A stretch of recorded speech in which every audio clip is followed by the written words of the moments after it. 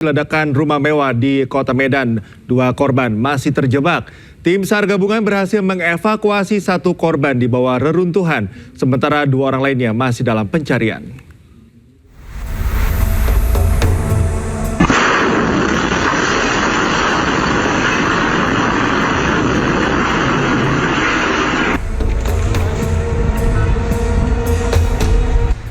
Setelah 11 jam pencarian, tim SAR gabungan akhirnya berhasil mengevakuasi 1 korban ledakan rumah di Grand Polonia, Kota Medan, Sumatera Utara. Korban Jessica, istri dari pemilik rumah, dievakuasi di kamar mandi lantai 2 dalam kondisi meninggal dunia. Evakuasi tubuh korban yang terjepit reruntuhan bangunan setelah petugas mengarahkan alat berat. Tim SAR gabungan berhasil mengevakuasi 1 orang korban yang kita cari. Kemungkinan besar akan kita upayakan untuk tidak dirobohkan semua ya. Kita harus mencari titik-titik yang memang signifikan untuk kita temukan korbannya. Dua lagi berarti Pak? Diinfokan 2 lagi. Bahwa Bapak dari pemilik rumah, puji Tuhan, sehat walafiat. Pada saat kita evakuasi dari lantai 3 sampai dengan saat ini sudah berbincang-bincang juga, kita mendalami informasi. Kemudian yang anak balita saya sampaikan tadi lagi dirawat di Kolombia, kita doakan semoga prosesnya penyembuhannya lancar.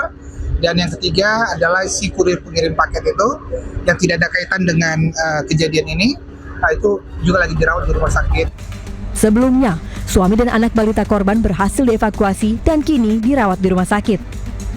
Petugas masih mencari 2 korban lainnya, yakni ART dan pengasuh anak yang masih terjebak reruntuhan. Senin sore, ledakan keras menghancurkan rumah mewah berlantai 2 di Komplek Perumahan Grand Polonia Medan, Kota Medan.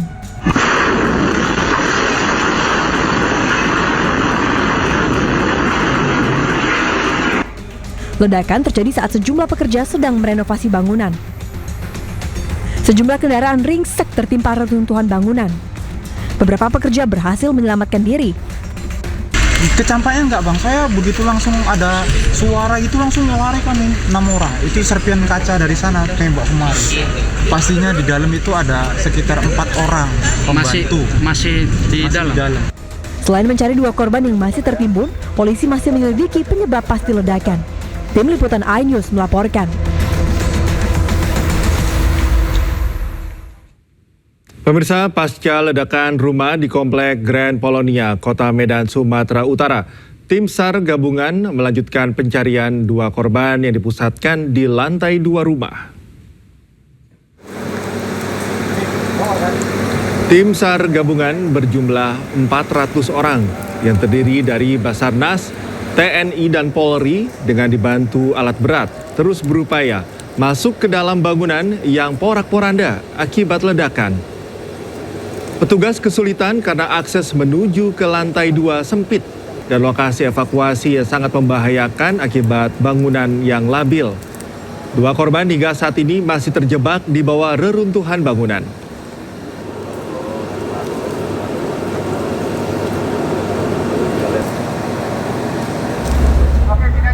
Terbaru pada siang ini pemirsa, petugas kembali menemukan 1 korban berjenis kelamin perempuan.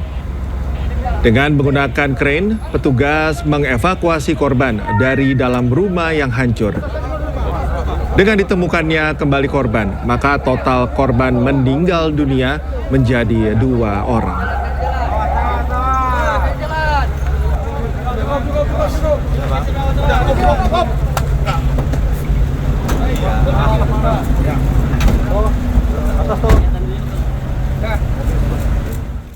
Dan untuk mengetahui kondisi terkini terkait proses evakuasi korban yang tertimbun, kami telah terhubung dengan jurnalis iNews Bobby Pakpahan di Medan, Sumatera Utara. Selamat sore, Bobby. Bagaimana proses evakuasi korban hingga saat ini? Apakah masih berlangsung? Ya, pemirsa iNews, hingga saat ini petugas Basarnas dibantu pihak kepolisian dan pemadam kebakaran masih terus melakukan pencarian terhadap korban yang hingga kini belum ditemukan dengan jumlah 1 orang, karena beberapa jam yang lalu baru saja petugas kembali menemukan 1 korban lain berjenis kelamin wanita yang langsung dievakuasi ke Rumah Sakit Bayangkara Medan. Namun hingga saat ini seperti saya akan memperlihatkan langsung seperti apa proses pencarian yang dilakukan oleh para petugas. Petugas melakukan pencarian dengan menggunakan peralatan berat seperti kren dan beko. Mereka melakukan pembongkaran puing-puing bangunan karena ukurannya memang cukup besar guna mempermudah pencarian para korban yang hingga kini belum ditemukan. Ada satu orang lagi korban yang belum ditemukan karena tepat pada siang tadi ada satu korban yang berhasil ditemukan berjenis kelamin wanita, dan sekarang petugas masih terus melakukan pencarian terhadap satu korban lainnya. Berbagai peralatan dikerahkan termasuk pengamanan oleh petugas kepolisian dari Polrestabes Medan. Tadi Kapolrestabes Medan juga datang ke lokasi ini melakukan peninjauan langsung dan temu pers bersama sejumlah wartawan sejenak. Seperti yang Anda lihat saat ini, selain bangunan yang hancur, juga ada mobil pribadi yang terparkir di depan rumah yang meledak akibat dugaan daripada gas tanam ini. Hasil dari wawancara dari Kapolrestabes Medan sendiri tadi belum dipastikan apa penyebab daripada terjadinya ledakan ini. Namun rumor yang beredar, ledakan terjadi akibat gas bawah tanah. Namun informasi yang kita dapatkan di lapangan, menuju arah perumahan ini tidak ada pipa tabung gas yang disalurkan. Jadi hingga saat ini publik mulai bingung karena penyebab ledakan ini apa. Tapi kita berharap ada satu korban lagi yang belum ditemukan dan masih dalam keadaan selamat. Demikian. Baik, Bobby, terima kasih atas informasinya dari lokasi. Selamat bertugas kembali. Pemirsa, kita ke informasi selanjutnya di mana polisi telah mendeteksi keberadaan Jesslyn Wijaya, seorang atlet golf yang diduga diculik 5 orang tak dikenal. Dari pemeriksaan manifest penerbangan pesawat, korban diduga telah meninggalkan Indonesia menuju Kuala Lumpur, Malaysia.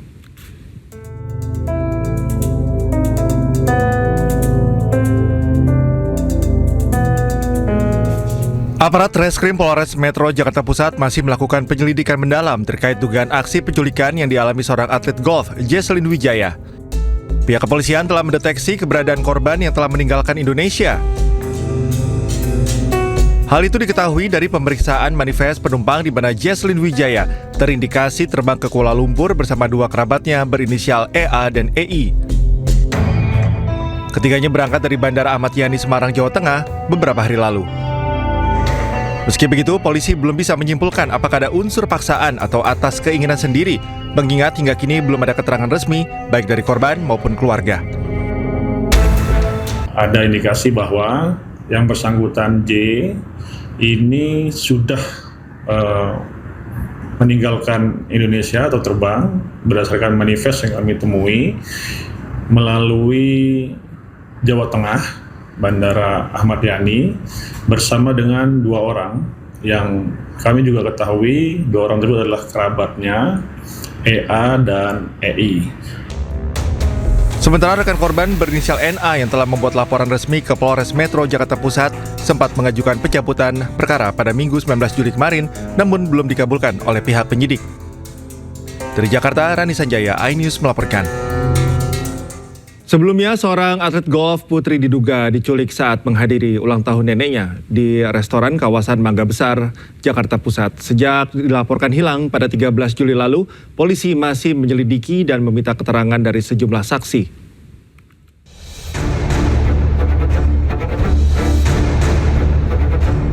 Kabar mengejutkan datang dari dunia olahraga golf tanah air. Seorang atlet putri, Jesslyn Wijaya, diduga diculik saat menghadiri perayaan ulang tahun sang nenek di restoran kawasan Mangga Besar, Sawah Besar, Jakarta Pusat 13 Juli lalu. Polres Metro Jakarta Pusat masih menyelidiki dugaan penculikan ini. Sejumlah saksi telah diperiksa dan rekaman CCTV lokasi tengah diperiksa untuk mengidentifikasi para pelaku. Meski pelapor yang juga teman dekat korban mencabut laporan, namun polisi masih tetap menyelidiki kasus ini untuk memastikan ada tidaknya unsur penculikan yang dialami korban. Kita masih belum menemukan keterangan perkara yang sebenarnya terjadi, apakah ada perbuatan pidana atau tidak dalam peristiwa tersebut. Artinya korban sudah ditemukan? Belum. Jadi untuk korban sendiri masih kami lakukan penyelidikan keberadaannya. Ada kemungkinan tidak di kota Jakarta, namun kami masih melakukan penyelidikan sampai dengan menemukan benarkah peristiwa ini atas kemauan korban atau memang ada dugaan tindak pidana penculikan seperti yang dilaporkan di awal. Menurut kesaksian, saat kejadian korban dibawa paksa pria berbadan kekar dengan mata serta mulut dibekap. Meski sempat berteriak minta tolong dan memberontak, korban tetap digotong paksa masuk ke dalam mobil. Setelah kejadian itu, pihak keluarga dan teman-teman tidak bisa menghubungi dan mengetahui keberadaan korban. Dari Jakarta, Rani Sanjaya, iNews melaporkan. Persatuan Wartawan Indonesia atau PWI Pusat melaporkan advokat Hotman Paris Hutapea ke Polda Metro Jaya atas dugaan pelecehan terhadap profesi wartawan.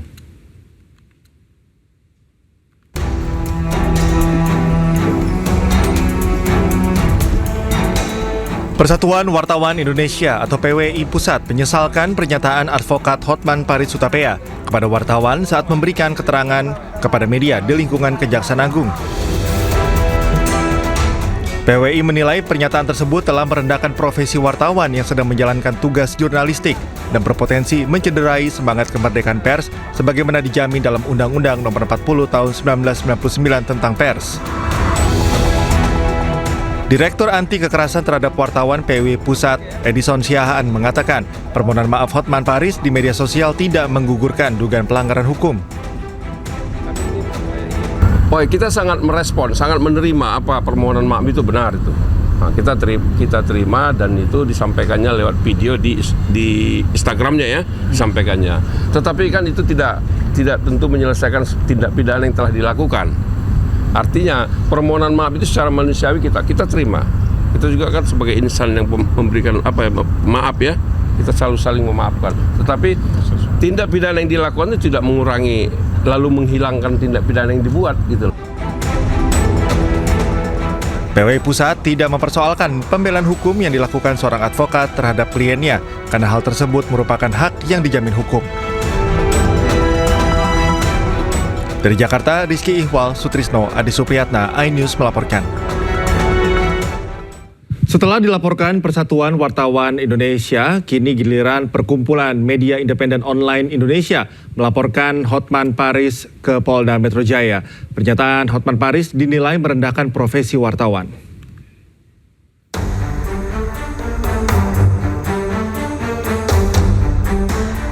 Perkumpulan Media Independen Online Indonesia didampingi sejumlah kuasa hukumnya mendatangi Polda Metro Jaya Selasa siang untuk melaporkan Hotman Paris Hutapea.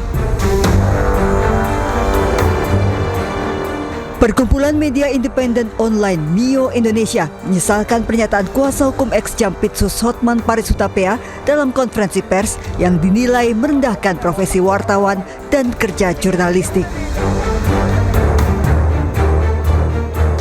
Pernyataan Hotman yang mempertanyakan kapasitas dan intelektualitas wartawan dengan ungkapan yang merendahkan dinilai MIO Indonesia bukan lagi semata-mata perbedaan pendapat.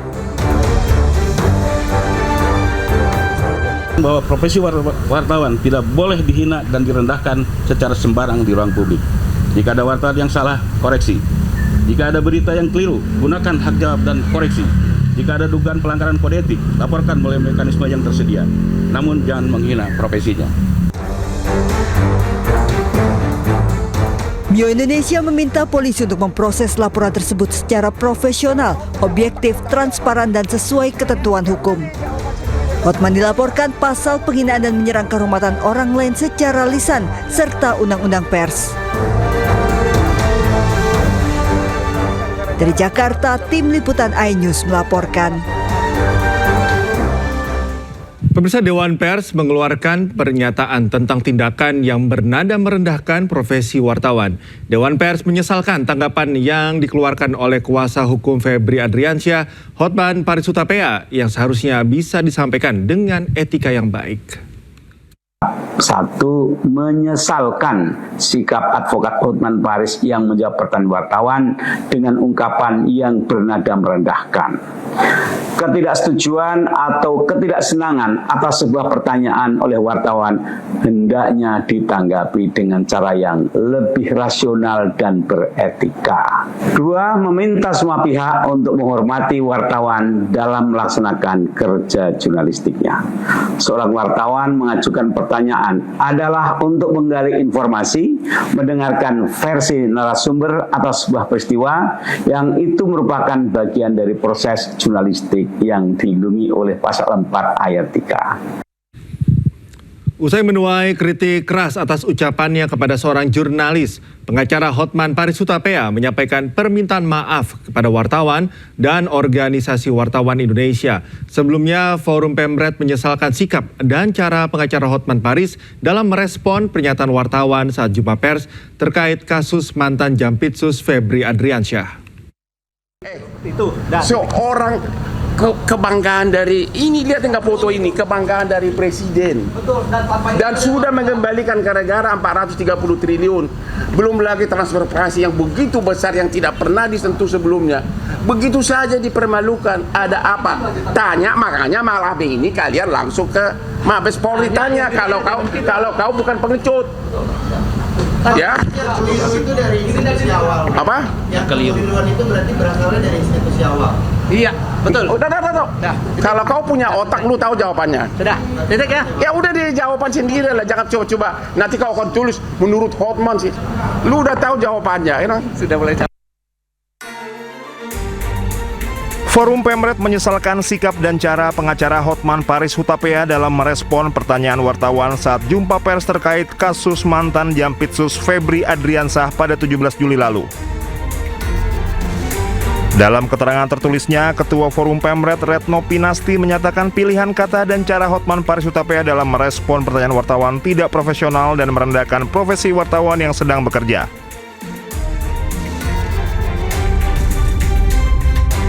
Retno mengingatkan bertanya merupakan cara wartawan mengonfirmasi dan menggali keterangan narasumber.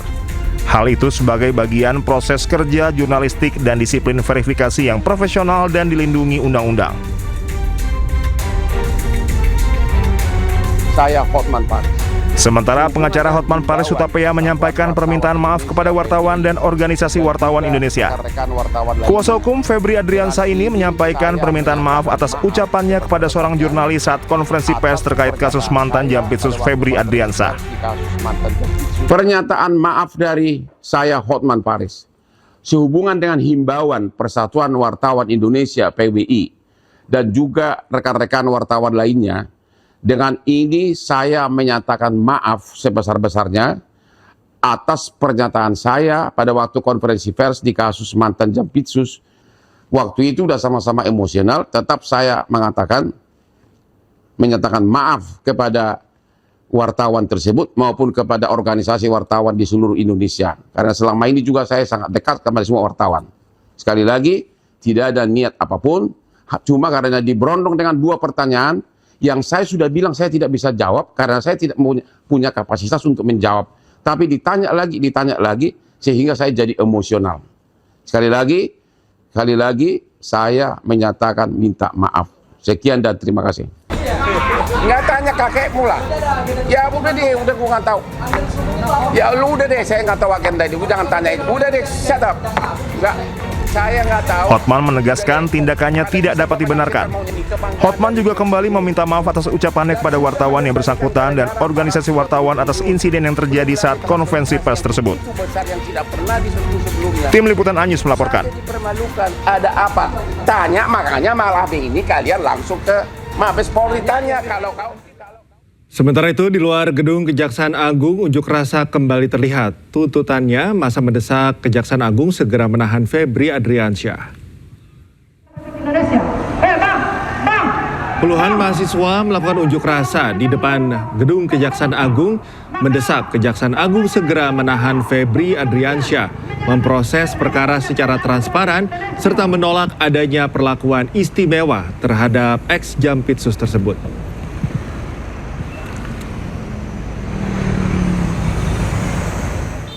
Dan untuk mengetahui informasi selengkapnya, kami telah terhubung dengan jurnalis iNews Kea Della Rosa di Gedung Kejaksaan Agung RI. Selamat sore Kea, apakah hingga sore ini unjuk rasa masih berlangsung?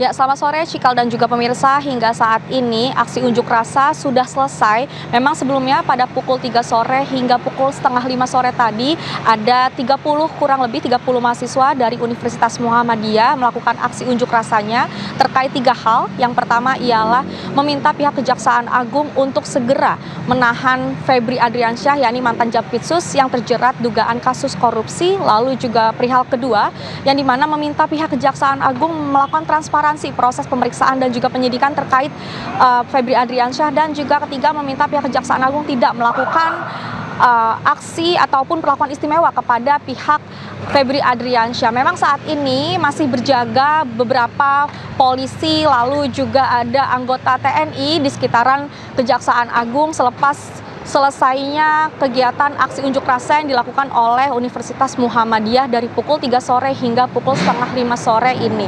Memang terkait adanya dugaan kasus dari Febri Adriansyah ini, perkembangan kasusnya dari pihak Kejaksaan Agung belum dapat memberikan informasi terbaru. Yang dapat kami sampaikan hanyalah bahwa hingga saat ini dari pihak Kejaksaan masih terus menelusuri terkait penyelidikan berkas-berkas, lalu juga barang bukti yang sebelumnya pihak Kejaksaan Agung juga menggandeng PT Pegadaian untuk memeriksa terkait alat bukti yang dimana 74 kg batang emas yang ternyata sudah diperiksa oleh PT Pegadaian dan dinyatakan asli.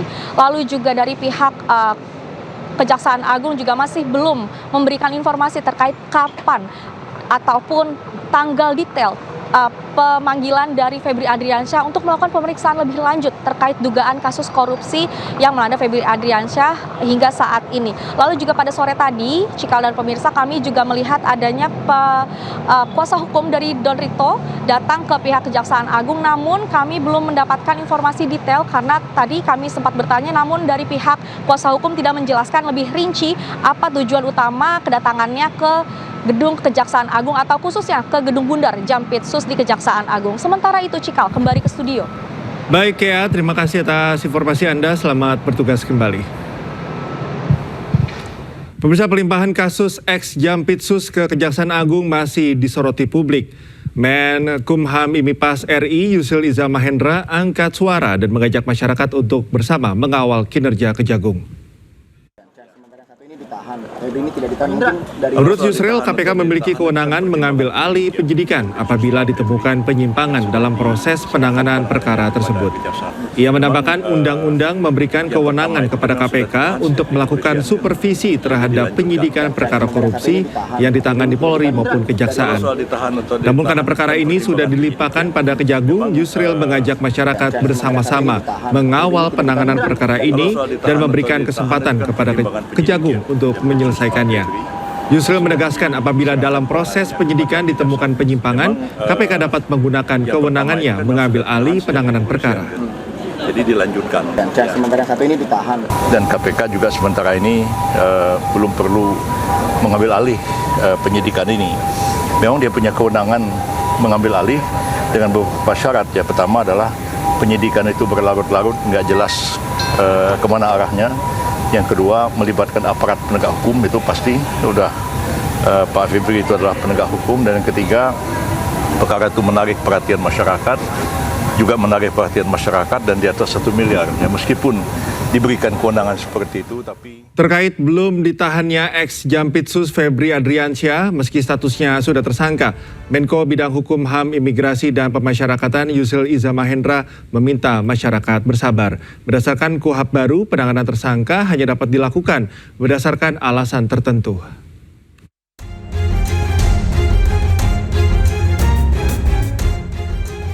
Ditetapkan sebagai tersangka atas dugaan korupsi dan tindak pidana pencucian uang sejak 11 Juli. Ex-Jampitsus Febri Adriansyah hingga kini belum juga ditahan. Kebijakan ini menimbulkan banyak pertanyaan di publik, apa alasan belum ditahannya Febri Adriansyah. Padahal tersangka lainnya Don Rito sudah lebih dulu ditahan. Menko Bidang Hukum, HAM, Imigrasi dan Pemasyarakatan Yusril Iza Mahendra meminta masyarakat bersabar lantaran berdasarkan KUHP baru, penahanan tersangka hanya dapat dilakukan berdasarkan alasan tertentu seperti dikhawatirkan melarikan diri, menghilangkan barang bukti, atau mengulangi tindak pidana. Febri ini tidak ditahan. Ini kan ada 2 tersangka ya, Prof. Don Rito dan Febri Adriansyah. Sementara yang satu ini ditahan. Febri ini tidak ditahan. Dari kalau soal ditahan atau ditahan itu kan pertimbangan penyidik ya. Memang yang pertama itu kan memang sudah ditahan sejak di kepolisian kan. Jadi dilanjutkan. Pak Febri itu kan belum ditahan oleh polisi dan penyidikannya diserahkan kepada Kejaksaan Agung dan Kejaksaan Agung melanjutkan penyidikan itu. Dalam perkembangannya bisa aja penyidik kemudian memutuskan bahwa begitu harus ditahan. Jadi itu sabar aja. Perkembangannya itu kan tahap demi tahap. Dan berdasarkan KUHP baru, tiap satu keputusan penyidik itu dapat di-challenge ke pengadilan. Namun berbeda dengan Yusril, Wakil Ketua DPR RI Saan Mustafa meminta Kejaksaan Agung menjunjung tinggi kesetaraan dalam penanganan kasus yang menjerat ex-Jampitsus Febri Adriansyah. Kan pemeriksaan masih terus berlangsung dan tentu kita akan menunggu, menghormati proses jalannya hukum yang sedang berlanjut. Tapi kita berharap bahwa ada ekualitas ya, ada kesetaraan dalam soal penanganan. Jadi ajas kesetaraan itu tetap menjadi hal penting dan tidak membedakan satu sama lain. Sebelumnya Kapus Penkum Kejaksaan Agung Anang Supriyatna masih meyakini Febri Adriansyah bersikap kooperatif dan tidak akan merusak atau menghilangkan barang bukti sehingga menjadikannya alasan belum ditanya Febri meski sudah berstatus tersangka. Dari Jakarta, Tim Liputan iNews melaporkan. Sementara itu menyebut Presiden tidak dimintakan izin sebelum menetapkan Febri Adriansyah sebagai tersangka. Boyamin Saiman menilai Hotman Paris tengah berupaya membenturkan Presiden dengan penegak hukum. Boyamin juga menilai Hotman telah menjatuhkan marwah Presiden. Tanya kepada Kapolri, kenapa nggak tanya Pak Prabowo dulu sebelum melakukan ini terhadap tangan kanan dari yang dibanggakan oleh Presiden Prabowo. Tanya, saya baru tahu tidak ada izin. Seperti itulah pernyataan Hotman Paris Hutapea. Dengan lantang ia mengkritik Polri yang berani-beraninya menetapkan Febri Adriansyah sebagai tersangka tanpa izin Presiden. Begitu saja dipermalukan, ada apa? Tanya, makanya malam ini kalian langsung ke Mabes Polri tanya kalau kau bukan pengecut. Pernyataan Hotman langsung memantik reaksi publik. Koordinator Maki Boyamin Saiman bahkan menyebut selain sudah menjatuhkan marwah Presiden, Hotman juga diduga sedang membenturkan kepolisian, Kejaksaan Agung dengan Presiden. Kalau kemudian ini dikatakan harus izin, ini justru makin berbahaya ketika seakan-akan posisinya ini dibuat 2 kubu. Kubu kepolisian yang bersama-sama Kejaksaan Agung, satu keranjang. Nah, di keranjang yang lain berhadapan-hadapan itu adalah kubu Febri Adriansyah, kubu Hotman Paris, dan kubu Presiden.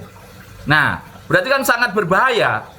Artinya apa? Pak Hotman Paris mencoba membenturkan, menghadap-hadapkan proses hukum yang ada di kepolisian dan kejaksaan dengan Presiden. Seakan-akan bahwa Presiden itu membela Febri Adriansyah.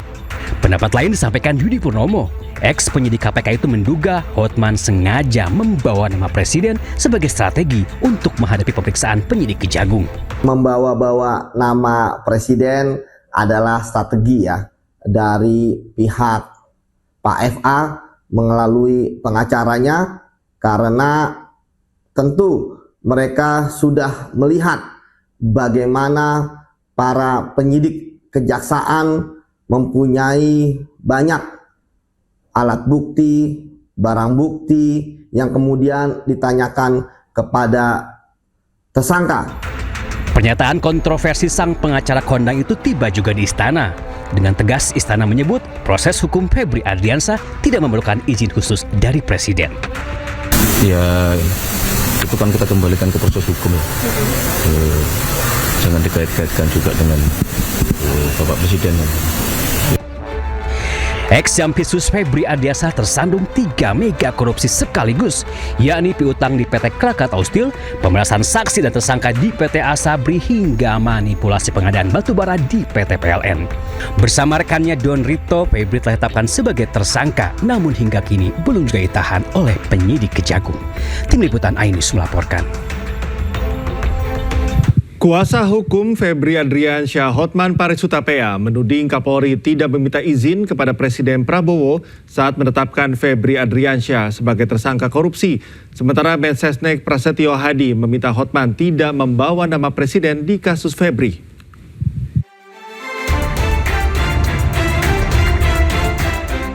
Kuasa hukum Febri Adriansyah, Hotman Paris Hutapea, sesumbar jika Kapolri Jenderal Listio Sigit Prabowo tidak meminta izin kepada Presiden saat menetapkan mantan Jampitsus Febri Adriansyah sebagai tersangka.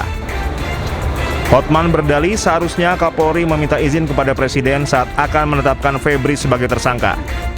Hotman bahkan menyebut sebagai tangan kanan Prabowo, Febri telah dikriminalisasi oleh polisi.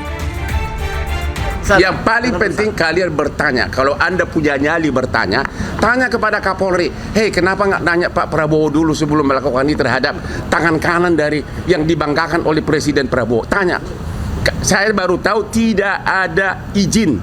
Begitu saja dipermalukan, ada apa? Tanya, makanya malam ini kalian langsung ke Mabes Polri tanya kalau kau bukan pengecut.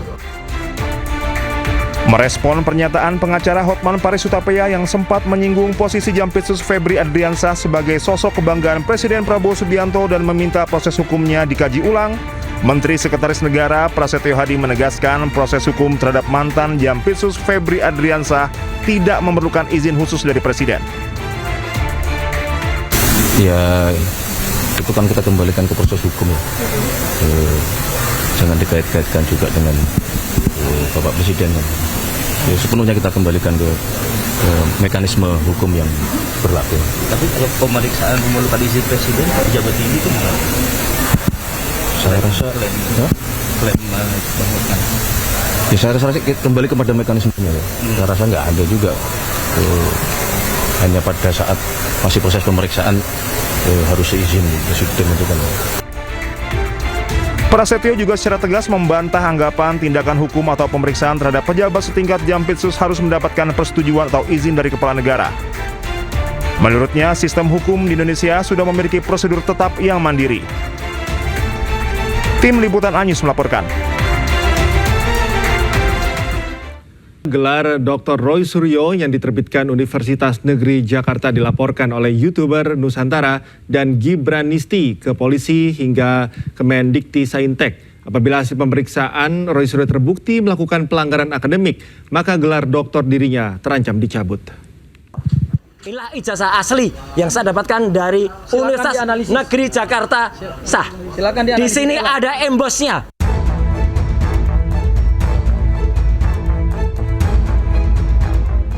Ketua Harian YouTuber Nusantara mendatangi kantor Kemendikti Saintek melaporkan dugaan plagiarisme pada disertasi Roy Suryo. Pelapor menyebut setiap bab dalam disertasi Roy Suryo memiliki tingkat kemiripan yang tinggi. Taufik menyerahkan semua bukti-bukti dugaan plagiarisme kepada pihak Kemendikti Saintek yang dinilai memiliki tingkat kemiripan pada setiap bab. Perlu kami tegaskan bahwa hari ini adalah rangkaian dari komitmen saya dan teman-teman untuk kemudian melakukan penelusuran terkait pelanggaran akademik yang dilakukan oleh saudara RS. Jadi ada dua hal. Pertama adalah pelanggaran akademik, yang kedua adalah pelanggaran terhadap tindak pidana. Nah, tindak pidananya beberapa hari yang lalu sudah saya laporkan dan itu menyangkut dengan pencemaran nama baik, fitnah. Dan hari ini juga sebenarnya berpotensi ada tindak pidana yang kami duga dan kami mungkin layak dan patut untuk kita bawa ke ranah hukum. Sebelumnya, Roy Suryo juga dilaporkan ke polisi oleh Ketua Umum Gibranisti terkait gelar doktornya yang diterbitkan Universitas Negeri Jakarta. Apabila hasil pemeriksaan Roy Suryo terbukti melakukan pelanggaran akademik, maka gelar doktor dirinya bisa saja dicabut. Tak hanya itu, tindakan plagiarisme Roy Suryo juga disebut salah satu pelapor masuk dalam unsur pidana. Tim Liputan iNews melaporkan. Sementara itu, Geram dituding memiliki ijazah dokter palsu. Roy Suryo juga akan melaporkan balik Ketua Umum Gibranisti Taufik Bilfaqih. Roy juga tunjukkan keaslian ijazahnya. Inilah ijazah asli yang saya dapatkan dari Universitas Negeri Jakarta sah. Di sini ada embosnya, ya, tuh ada embosnya. Ada juga watermarknya. Dan ini bukan ijazah, lintasan stempelnya jelas. Dan ini bukan ijazah baru dicetak di Pasar Pramuka dekat dengan UNJ, enggak. Pemirsa, Roy Suryo lagi-lagi ajukan pra-peradilan terkait kasus ijazah Jokowi. Pra-peradilan ketiga Roy kini berisi ganti rugi ke Polda Metro Jaya terkait penanganan hukum kasus ijazah Jokowi.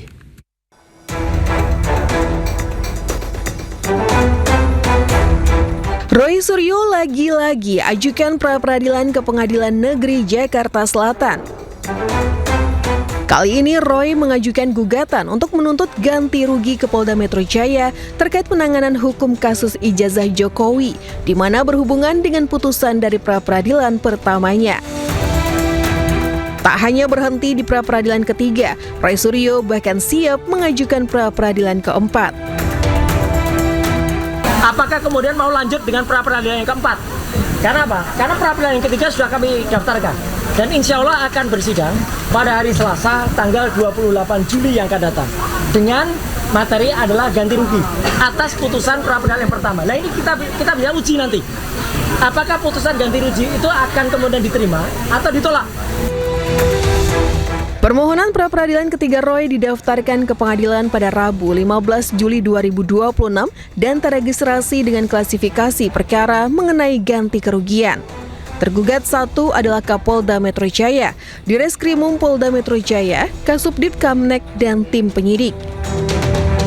Sementara tergugat kedua adalah Kejati DKI Jakarta, Aspidum Kejati DKI Jakarta, Kejari Jaksel, dan tim JPU.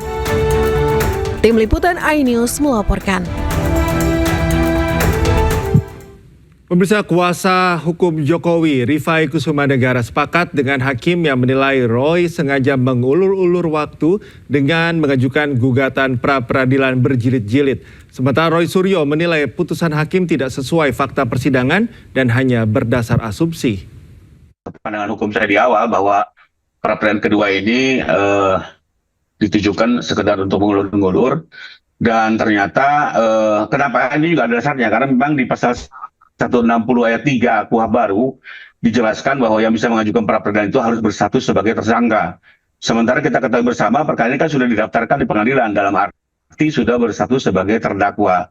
Kedua, di pasal 163 ayat 1 huruf G KUH baru ditegaskan bahwa pengajuan pra-peradilan itu hanya di dalam dua tahap. Pertama di tahap penyidikan, kedua tahap penuntutan oleh jaksa.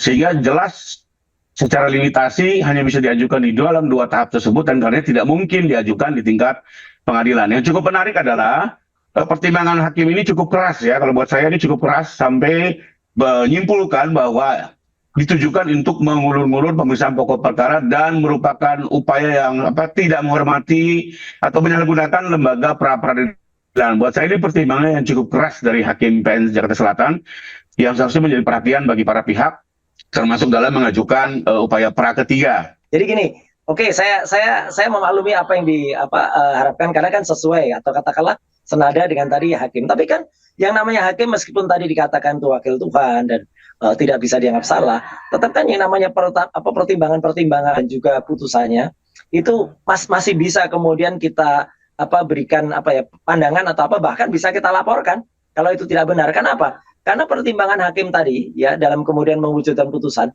itu sama sekali tidak melihat apa yang kemudian dilakukan atau apa yang terjadi pada fakta persidangan. Karena fakta persidangan sama sekali tidak menunjukkan bahwa adanya soal-soal itu. Hakim tiba-tiba membuat asumsi untuk kemudian memutus. Ini nggak boleh sebenarnya. Karena harusnya mempertimbangkan semua, bahkan sebenarnya harus ada para ahli yang di situ dihadirkan di sidang. Itu harus ditanya pandangan dari ahli itu apa, baik ahli dari pemohon maupun ahli dari termohon. Tidak kemudian menggunakan asumsi sendiri seperti ini. Nah, kalau menggunakan asumsi sendiri seperti ini, nah ini bisa juga kemudian nanti kalau ada masyarakat yang kemudian mempertanyakan, bahkan mengadukan hakim ini ke KY misalnya, ke Komisi Yudisial. Itu mungkin saja. Karena apa yang tadi disampaikan, itu kayak jaka sembung Mbak gitu, jaka sembung Mbak Golok, jadi sama sekali nggak nyambung dengan fakta persidangan. Kita tunggu saja deh nanti langkah selanjutnya. Tapi yang jelas, pra-peradilan yang ketiga itu sudah menjadi konsekuensi dari putusan pra-peradilan yang pertama. Jadi kalau ini kemudian ditolak, nah ini malah lucu lagi. Jadi artinya buat apa lembaga pra-peradilan kalau kemudian pra-peradilan itu dikhususkan untuk menguji sebelum dilaksanakan sidang pokok perkara.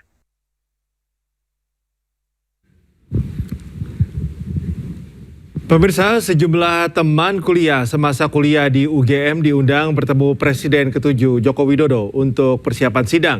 Mereka akan hadir menjadi saksi di sidang fitnah ijazah.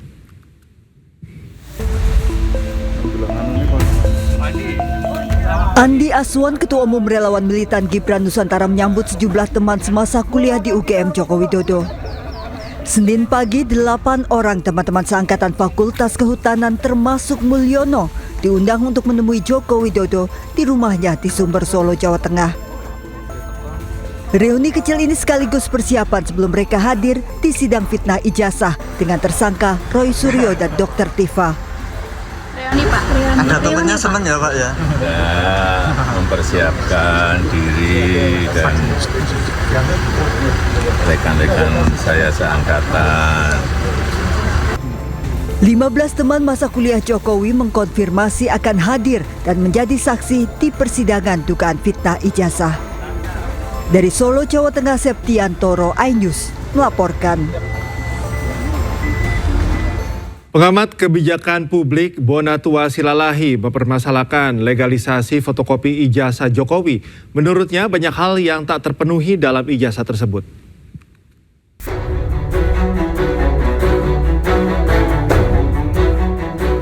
Dewan Kehormatan Penyelenggara Pemilu atau DKPP menggelar sidang pemeriksaan dugaan pelanggaran kode etik penyelenggara pemilu dengan pengadu Bonatua Silalahi melawan teradu Komisioner KPU RI. Dalam petitum jawabannya, pihak KPU RI meminta DKPP menolak seluruh dalil yang disampaikan Bonatua Silalahi terkait keabsahan legalisir ijazah Presiden ke-7 Joko Widodo. Sementara Bonatua menjelaskan dokumen yang digunakan berupa fotokopi ijazah yang telah dilegalisasi namun tidak mencantumkan tanggal legalisasi. Menurutnya kondisi tersebut bertentangan dengan Permendiknas nomor 59 tahun 2009 yang mengatur dokumen legalisasi harus memuat tanggal, tanda tangan, dan cap instansi. Kedepannya ya harap besok kesimpulannya kita akan menyimpulkan beberapa temuan-temuan tadi yang satu fakta bahwa KPU yang ada sekarang tidak menyangkal bahwa sudah terjadi peristiwa ini. Ya, malah mereka sepertinya melepas tangan. Tapi nggak apa-apa, artinya memang mereka juga tidak fair kalau kita minta pertanggungjawaban akan kejadian yang bukan dikerjakan mereka secara etik. Selain itu, Bonatua juga menuding pihak KPU RI tidak menelusuri maupun memperbaiki arsip meski dirinya telah mengajukan permohonan resmi kepada KPU. Dari Jakarta, tim liputan iNews melaporkan. Jumlah isu tak sedap sempat mengintai Menteri Pekerjaan Umum Dodi Hanggodo. Mulai dari tuduhan menitipkan keponakan menjadi komisaris hingga mengajak anak istri ke Amerika dengan dalih perjalanan dinas.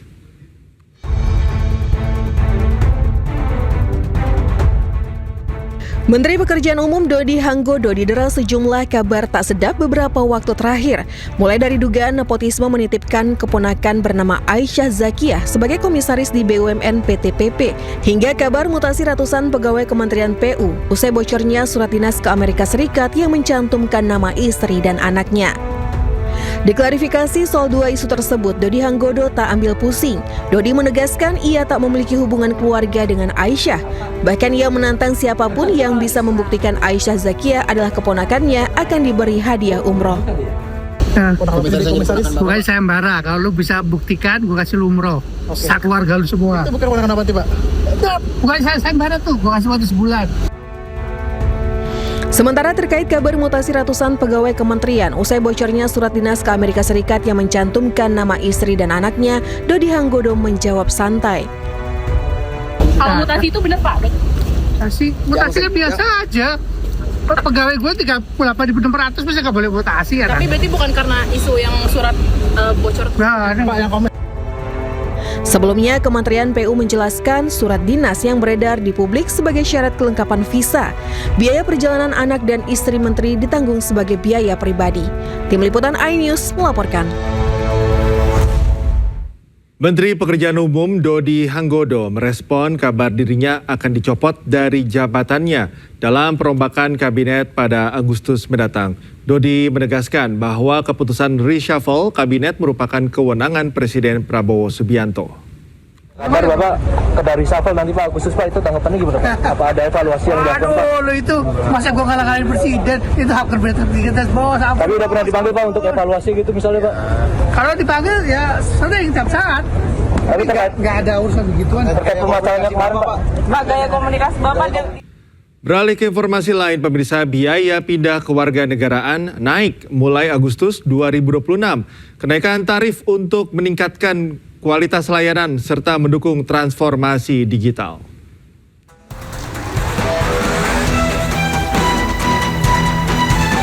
Kabur aja dulu. Nyatanya tidak selalu mudah. Biaya yang disiapkan pun tidak sedikit. Selain untuk hidup layak di negara tujuan, kita juga harus menyiapkan biaya untuk pindah kewarganegaraan.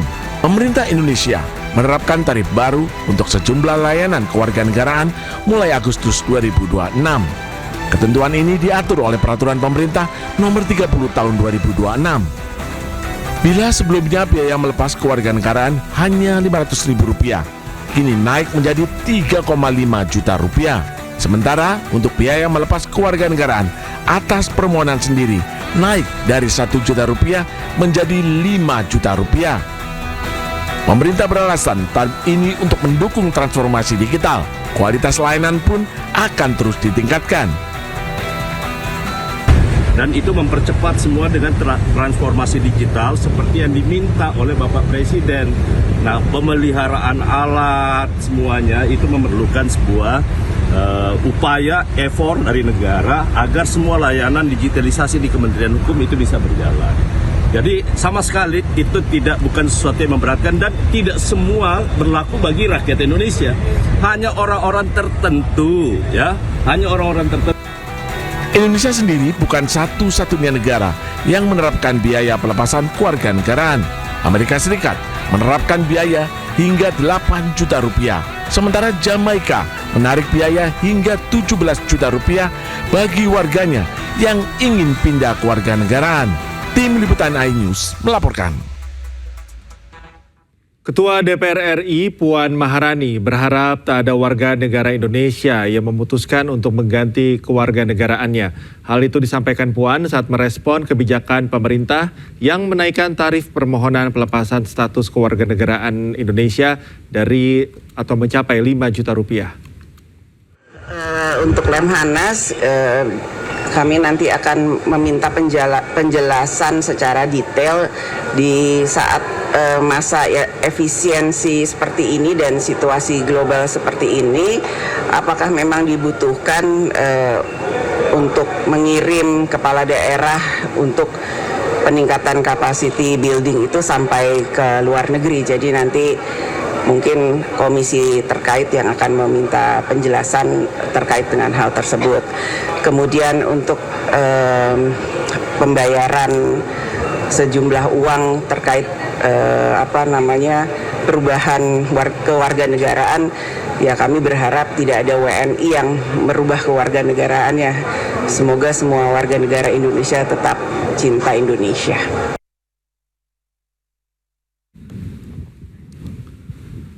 Pemerintah dan DPR RI resmi mengesahkan rancangan undang-undang tentang Pusat Finansial Internasional Indonesia atau PFII menjadi undang-undang dalam rapat paripurna DPR RI. Dapat fraksi-fraksi terhadap rancangan undang-undang tentang perubahan ketiga atas undang finansial Pusat Indonesia. Rancangan undang-undang ini merupakan lanjutan. Ketua DPR RI Puan Maharani mengesahkan rancangan Undang-Undang Finansial Internasional Indonesia atau PFII menjadi undang-undang dalam rapat paripurna DPR RI pada Selasa pagi. Dalam pengesahan ini, pemirsa, Menteri Keuangan Purbaya Yudi Sadewa menyampaikan kehadiran PFII bukan untuk menggantikan sistem keuangan domestik yang ada, melainkan melengkapi ekosistem dengan keuangan berstandar dunia yang berintegrasi, memperluas sumber pembiayaan pembangunan, serta mendorong pertumbuhan ekonomi Indonesia yang inklusif dan berkelanjutan. Serta seluruh elemen. Kehadiran PFII ini bukan untuk menggantikan sistem keuangan domestik yang ada, melainkan untuk melengkapi dengan ekosistem kelas dunia yang terintegrasi. Selama proses pembahasan panja hingga rapat kerja pembicaraan tingkat 1, pemerintah dan DPR telah berdiskusi secara konstruktif untuk memastikan bahwa RUU PFII ini tidak hanya menarik bagi investor global, tetapi juga memastikan keberpihakan pada kepentingan nasional. Pemirsa, KPK menetapkan Bupati Lombok Barat Lalu Ahmad Zaini sebagai tersangka dugaan korupsi karena ikut main proyek dan menerima suap. Total penerimaan diduga mencapai 12,4 miliar rupiah dalam bentuk uang tunai dan barang.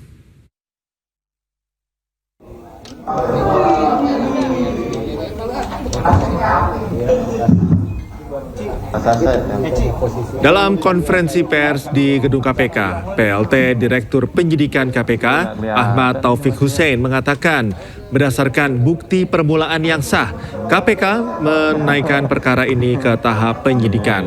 KPK juga menetapkan 3 orang sebagai tersangka, yakni Lalu Ahmad Zaini selaku Bupati Lombok Barat, Sudirman selaku Direktur Utama PT Air Minum Giri Menang Lombok Barat, dan Alfonsus Gani selaku Direktur Utama PT McConnell System Instrument.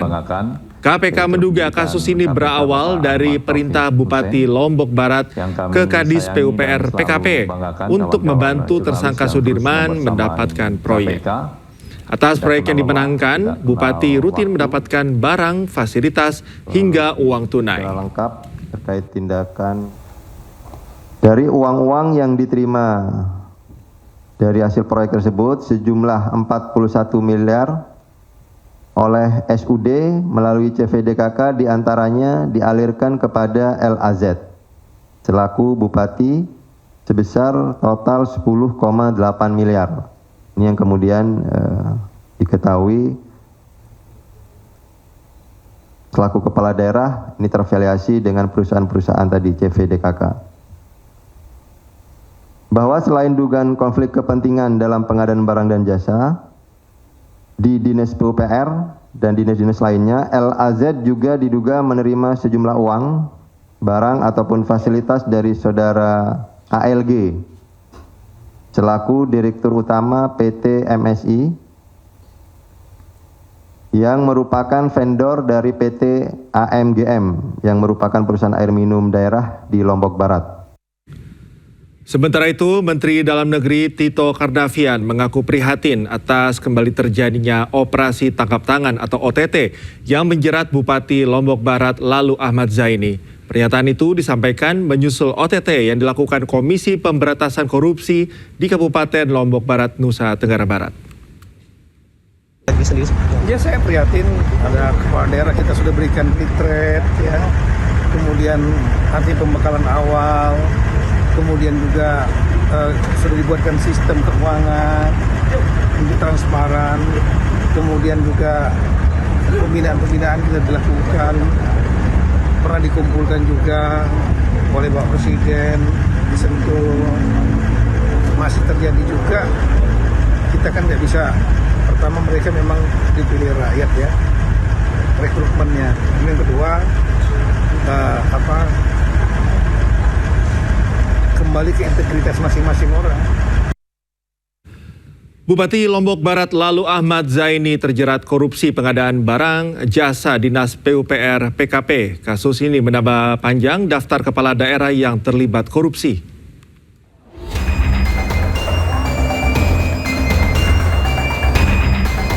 Lagi-lagi, kepala daerah terjerat korupsi. Kali ini Bupati Lombok Barat, lalu Ahmad Ziani, terjaring operasi tangkap tangan KPK, lalu menjadi kepala daerah ke-11 yang ditangkap KPK. Lalu Ahmad Zaini diduga terlibat kasus suap proses tender pengadaan barang dan jasa di Lombok Barat. Selain Bupati Lombok Barat, total ada 19 orang diamankan KPK dalam OTT di Lombok Barat. KPK juga menyita sejumlah dokumen serta uang tunai ratusan juta rupiah. Saat ini ruang kerja Bupati lalu telah disegel. Sebelum lalu, KPK juga menangkap Bupati Sukoharjo, Etik Suryani, pada 9 Juli 2026. Etik diduga terlibat pemerasan terhadap anak buahnya. Di bulan Juli juga, Bupati Langkat, Sah Afandin, tertangkap operasi tangan. Bupati Langkat diduga terlibat kasus dugaan suap terkait proyek di Kabupaten Langkat. Saat operasi tangkap tangan, KPK mengamankan uang tunai 1,2 miliar dan 55 kg logam platinum. Hingga kini, total ada 14 bupati yang terjerat kasus korupsi. Kinerja kepala daerah pun menjadi sorotan. Tim Liputan iNews melaporkan. Kembali bersama kami di iNews Sore, pemirsa, polisi mengungkap 27 pelaku pemerkosaan terhadap remaja putri di Sampang memiliki sebuah grup percakapan di aplikasi WhatsApp. Grup percakapan itu sengaja digunakan sebagai sarana komunikasi para pelaku.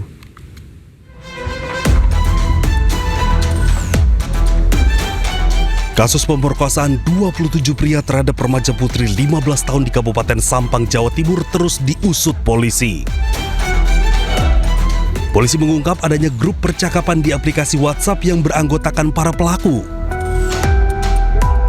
Dari hasil penelusuran sementara, grup WhatsApp tersebut diduga dibentuk salah satu pelaku setelah menemukan aksi kekerasan seksual untuk pertama kalinya terhadap korban. Salah satu pelaku berinisial AP yang sudah ditangkap diduga sebagai admin yang membentuk grup percakapan. Mereka membuat grup namanya Tajembul nama grupnya itu. Namun setelah kita telusuri, jadi itu sudah setelah salah satu dari pelaku ini tertangkap, mereka sudah pada keluar grup. Jadi memang diakui mereka bahwa mereka sudah ada grup untuk para pelaku. Isi percakapannya apa diketahui? Ini sudah percakapan dari langsungnya, dan tidak terdeteksi lagi. Penyidik masih mendalami tujuan pembentukan grup percakapan tersebut, termasuk menelusuri ada tidaknya percakapan yang membahas dan perencanaan melakukan pemerkosaan terhadap korban. Dari Sampang, Jawa Timur, Fatur Rahman, iNews melaporkan. Pemirsa, seorang WNI asal Maros ditemukan tewas di kamar mes pekerja di Republik Armenia dengan kondisi mengenaskan. Korban diduga dibunuh oleh rekan kerjanya karena menolak terlibat penyalahgunaan uang perusahaan.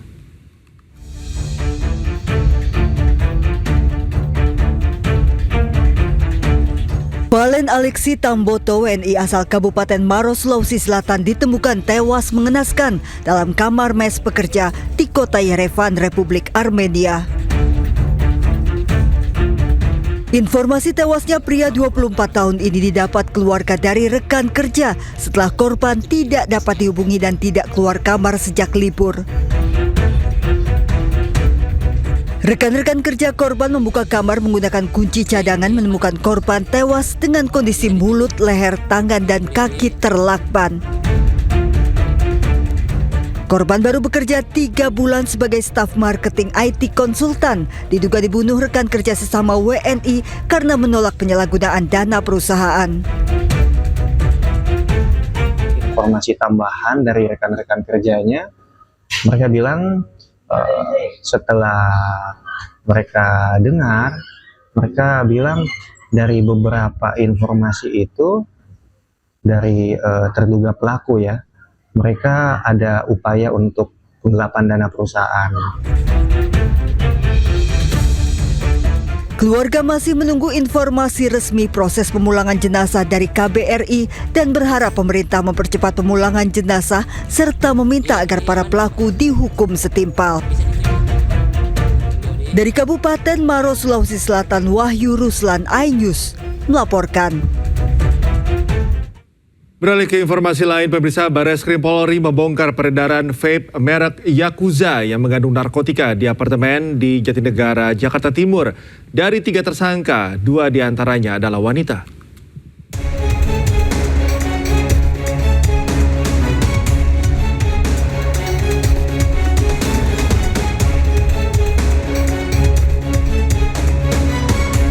Polisi membongkar peredaran vape yang mengandung narkotika usai mendapat laporan adanya paket kiriman mencurigakan di apartemen Jatinegara, Jakarta Timur.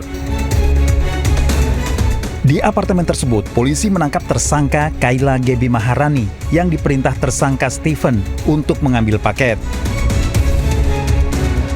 Saat kamar apartemen, pelaku Steven digeledah polisi menemukan 7 vape merek Yakuza disembunyikan di plafon balkon apartemen.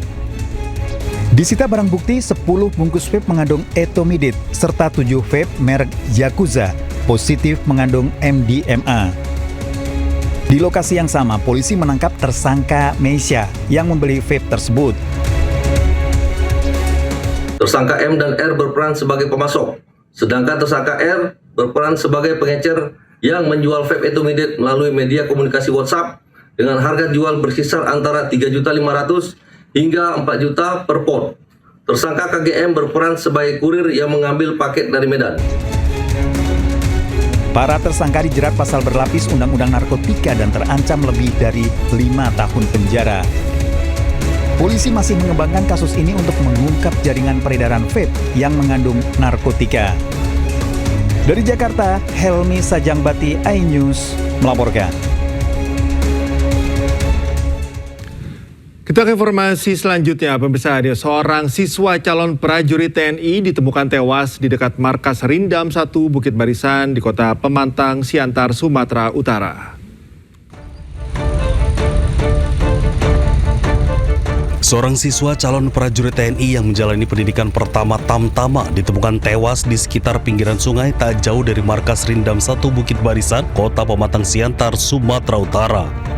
Korban diketahui bernama Jenial Gavensi Gulo, 21 tahun, calon prajurit TNI asal Kepulauan Nias dan baru 4 hari menjalani pendidikan. Ditemukan kejanggalan pada tewasnya korban, tubuh korban tergantung di sebuah pohon namun kedua kakinya menyentuh tanah. Korban ditemukan pertama kali meninggal dunia oleh pelatihnya. Tim Inafis Polres Pemantang Siantar mengevakuasi jasad korban untuk diautopsi. Lagi diperiksa. Temuannya awalnya gimana ke teman-teman? Dugaannya seperti apa? Dugaannya ya belum bisa kita jawab ya Pak ya. Karena lagi diperiksa. Tapi ya itulah. Yang menemukannya pertama kali anggota juga teman-teman ya. Atau siswa? Anggota yang menemukan pelatihnya. Nggak ada dikabar sama keluarga. Apa ada karena masalah cewek ke belum, kita belum sampai nanya ke sana. Cuman belum diinfokan ada masalah keluarga. Jadi kalau korban sendiri, keluarga korban sendiri nggak ada merasakan kecurigaan nggak nih penyebab? Mereka pasti curiga, justru semalam diotopsi.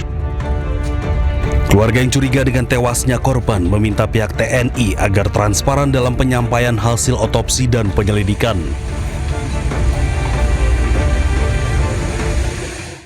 Pemirsa, viral di media sosial, seorang pedagang lontong sayur di Kabupaten Pati ditarik pajak sebesar Rp840.000 per tahun oleh pemerintah daerah. Hal tersebut sontak merespon kemarahan publik dan menuntut pihak pemerintah memberikan klarifikasi terkait hal tersebut.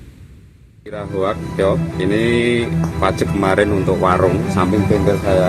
Masyarakat Pati melalui Aliansi Masyarakat Pati Bersatu AMPB, Dinas Pekerjaan Umum dan Tata Ruang DPUTR Kabupaten Pati didesak memberikan klarifikasi terkait penarikan pajak pedagang hingga ratusan ribu rupiah yang viral di media sosial.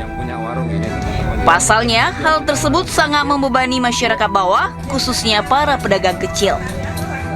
Pihak DPUTR menjelaskan jika penarikan pajak tersebut bukanlah pajak untuk pedagang, melainkan penarikan pajak tanah irigasi sungai yang dipergunakan masyarakat untuk mendirikan warung atau usaha. DPUTR juga menyatakan jika pemilik warung sebelumnya sudah mengajukan izin atas pendirian bangunan semi permanen dan sudah diberitahukan sosialisasi terhadap penarikan retribusi pajak 1 bulan sebelumnya. Sebetulnya kalau itu dikatakan tidak ada sosialisasi, 1 bulan sebelumnya sudah disampaikan gitu, teman-teman semua. Jadi karena yang bersangkutan juga ke sini dan juga mengajukan surat ini, kita buatkan juga untuk dengan lokasi, ada dengan lokasi juga. Mungkin di lapangan petugas kami di dalam menyampaikan itu mungkin bisa juga kurang jelas atau yang bersangkutan juga belum paham sehingga timbul miskomunikasi. Jadi maksudnya itu sebetulnya adalah distribusi perizinan penggunaan tanah aset PUDA, ujungnya jadi pajak warung, terus itu berubah pesan rekening pajak warung. DPUTR menjelaskan penarikan biaya ratusan ribu pada warung bukanlah pajak warung, melainkan retribusi resmi, yakni pajak tanah irigasi pengairan di lahan tempat warung tersebut berdiri. Dari Pati, Jawa Tengah, Vindi Agil, iNews melaporkan. Pemirsa, Dirjen Pajak menegaskan pelibatan Babinsa dan Babin Kantipmas untuk mengawasi kepatuhan wajib pajak dan bukan memeriksa maupun pemungut pajak. Jadi sekali lagi ini merupakan SE yang ditujukan untuk internal Direktorat Jenderal Pajak. Jadi nggak perlu dipolemikan dan nggak perlu digoreng-goreng bahwa nanti petugas pajak akan melibatkan Babinsa dan segala macam. Itu koordinasi informasi saja. Jadi di dalam kami menggali informasi, kami bekerja sama dengan multi stakeholders. Salah satunya memang Bintara Pembina Desa dan juga Bayangkara Pembina Keamanan dan Ketertiban Masyarakat.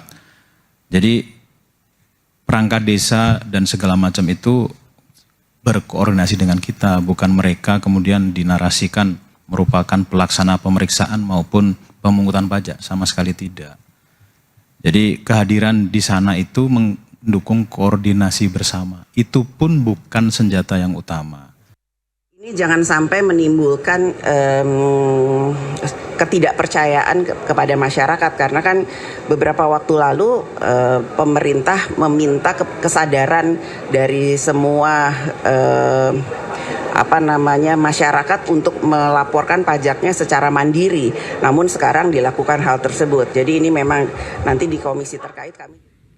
Saat sebuah mobil terbakar di area SPBU Pekanbaru Riau. Peristiwa tersebut diduga terjadi saat mobil tersebut sedang melakukan pengisian bahan bakar minyak.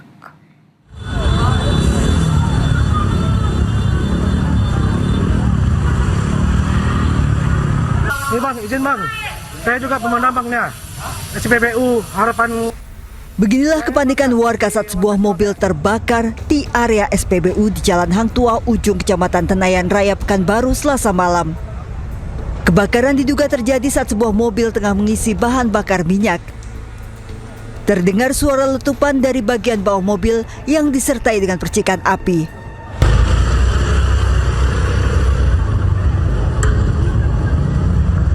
Kemudian percikan api langsung menyambar pompa minyak hingga memperbesar kobaran api. Petugas SPBU berusaha memadamkan api dengan alat pemadam api ringan. Namun upaya tersebut tak berhasil karena kobaran api yang membesar dengan cepat merambat. Yang terbakar kami lihat sendiri secara fisik berdasarkan laporan dari Kabid, yaitu tempat pengisian BBM. Dan memang kita lihat sendiri ada 1 unit mobil yang terbakar, 5 unit mobil yang terdiri dari 1 mobil rescue dan juga 3 mobil MPK untuk mengevakuasi ataupun menangani kebakaran tersebut. Tidak ada korban jiwa dalam peristiwa tersebut, namun kerugian diperkirakan mencapai ratusan juta rupiah. Polisi masih melakukan penyelidikan guna memastikan penyebab kebakaran. Dari Pekanbaru Riau, Indra Yosi Rizal, iNews melaporkan. Pemirsa, kebakaran hutan dan lahan di Kota Waringin Timur, Kalimantan Tengah meningkat. Dalam 4 hari, hampir 20 hektar lahan kembali terbakar.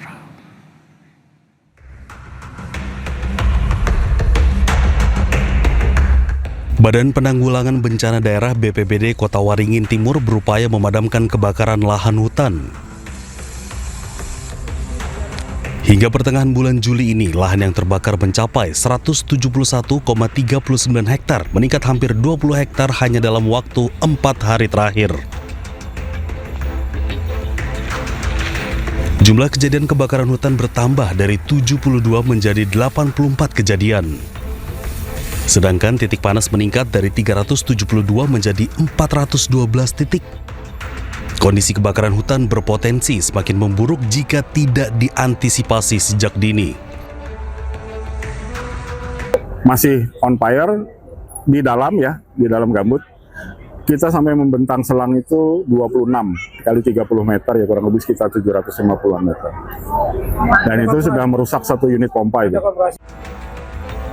Masyarakat sebaiknya tidak membuka lahan dengan cara membakar. Selain berisiko memicu kebakaran, kondisi cuaca membuat api lebih mudah menyebar. Dari Kota Waringin Timur, Kalimantan Tengah, Norman Syah, iNews melaporkan. Sementara itu pemirsa, lahan seluas 2 hektar yang tidak jauh dari pemukiman warga di Sukabumi, Jawa Barat terbakar. Api semakin membesar karena membakar rumput dan ilalang yang mengering akibat musim kemarau.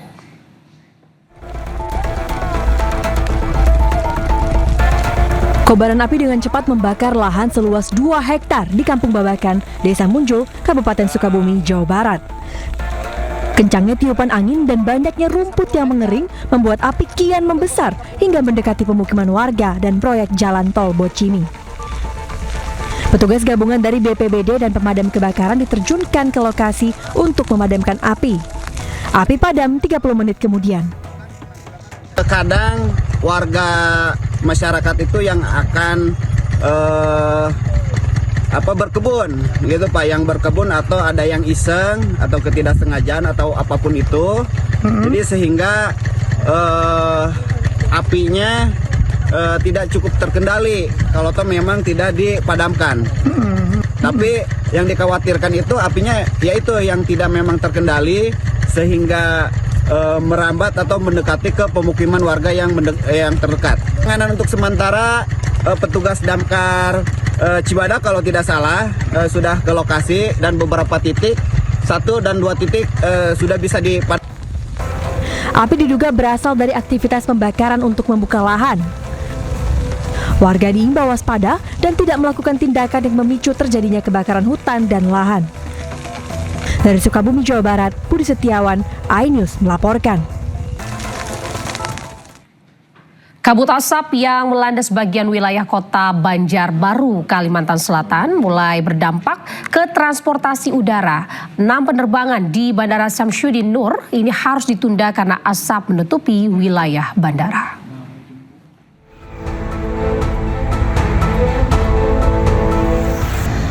Kabut asap mulai menerpa Banjarbaru, Kalimantan Selatan. 6 penerbangan yang dijadwalkan berangkat pagi terpaksa ditunda. 6 penerbangan yang terdampak merupakan tujuan domestik. 2 diantaranya merupakan penerbangan ke Bandara Soekarno-Hatta, Tangerang, Banten. Pihak Bandara Internasional Syamsuddin Nur menyatakan, kabut asap menyelimuti lintasan bandara dengan jarak hanya 500 meter, sehingga tidak memungkinkan untuk dilakukan penerbangan. Ini yang baru pertama ya yang terjadi. Harapan kami sih kepada para penumpang yaitu tetap bisa mengantisipasi dengan melakukan pemantauan, mungkin pemantauan cuaca, dan tetap datang kepada bandara lebih awal untuk bisa memonitor pergerakan dari pesawatnya. Seluruh penerbangan yang tertunda baru bisa berangkat usai kabut asap pekat yang menutupi bandara berangsur menghilang. Dari Banjarbaru, Kalimantan Selatan, Sairi, iNews melaporkan. Pemirsa, aksi penjamretan yang menimpa seorang perempuan di Ubud, Gianyar, Bali ini viral di media sosial setelah terekam kamera pengawas CCTV. Kalung emas senilai puluhan juta rupiah milik korban berhasil dirampas pelaku yang akhirnya berhasil ditangkap polisi dalam waktu kurang dari 24 jam.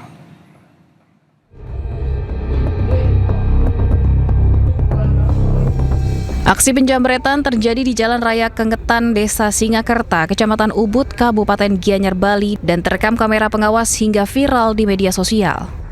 Korban seorang perempuan sedang mengendarai sepeda motor dan hendak menyeberang jalan. Namun secara tiba-tiba seorang pria yang datang dari arah belakang memepet kendaraan korban. Pelaku kemudian dengan cepat menarik kalung emas yang dikenakan korban hingga mengakibatkan korban bersama sepeda motornya terjatuh di jalan.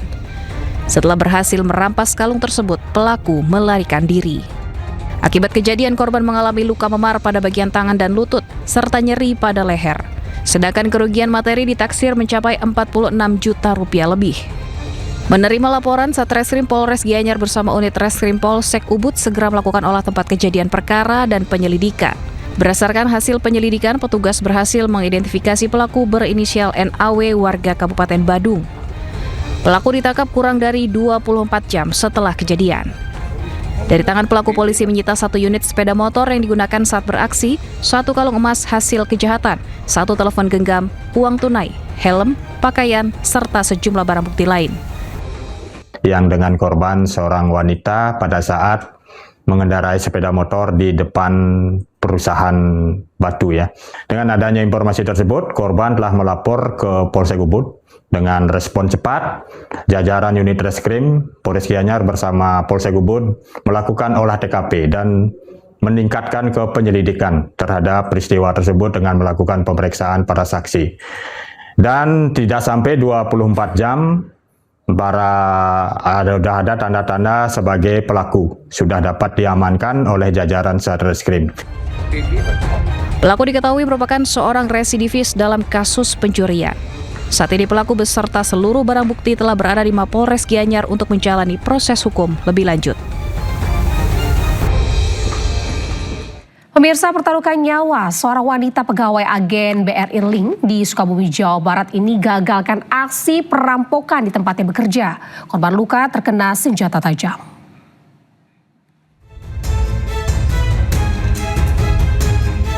Kamera pengawas merekam seorang pria mendatangi gerai Briling di Kampung Sinagar, Kabupaten Sukabumi, Jawa Barat. Pelaku sempat menodongkan senjata tajam meminta wanita pegawai gerai menyerahkan sejumlah uang.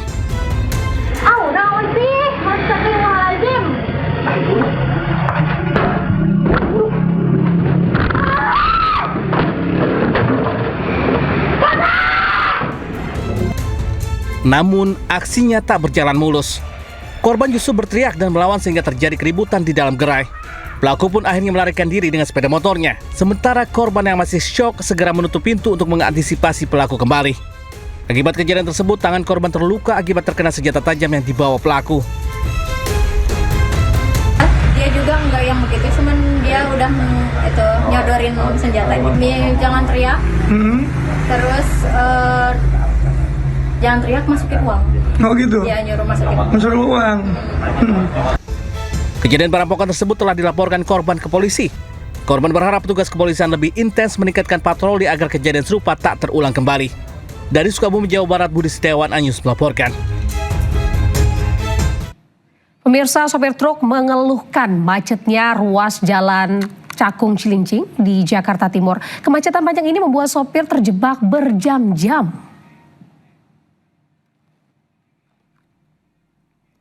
Kemacetan panjang terjadi tepatnya dari kilometer 49 Pulau Gebang hingga menuju Tanjung Priok. Namun kemacetan yang belum terurai mengakibatkan kepadatan memanjang hingga ke Jalan Raya Bekasi. Kemacetan panjang ini terjadi sejak kemarin. Dikeluhkan para sopir truk yang akan melakukan bongkar muat di Tanjung Priok. Mereka mengaku sudah terjebak macet selama berjam-jam.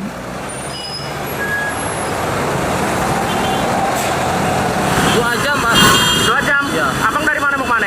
Dari Cakung sini, Leon, mau ke BRJ sini doang dekat. Tapi udah 2 jam ya? Udah 2 jam. Oh, kondisi parah habis bang? Parah banget, soalnya depo-deponya itu udah pada overload. Oh, udah overload? Iya. Dari mana mau? Le Mineral. Mineralnya bikin badan berasa lebih enteng.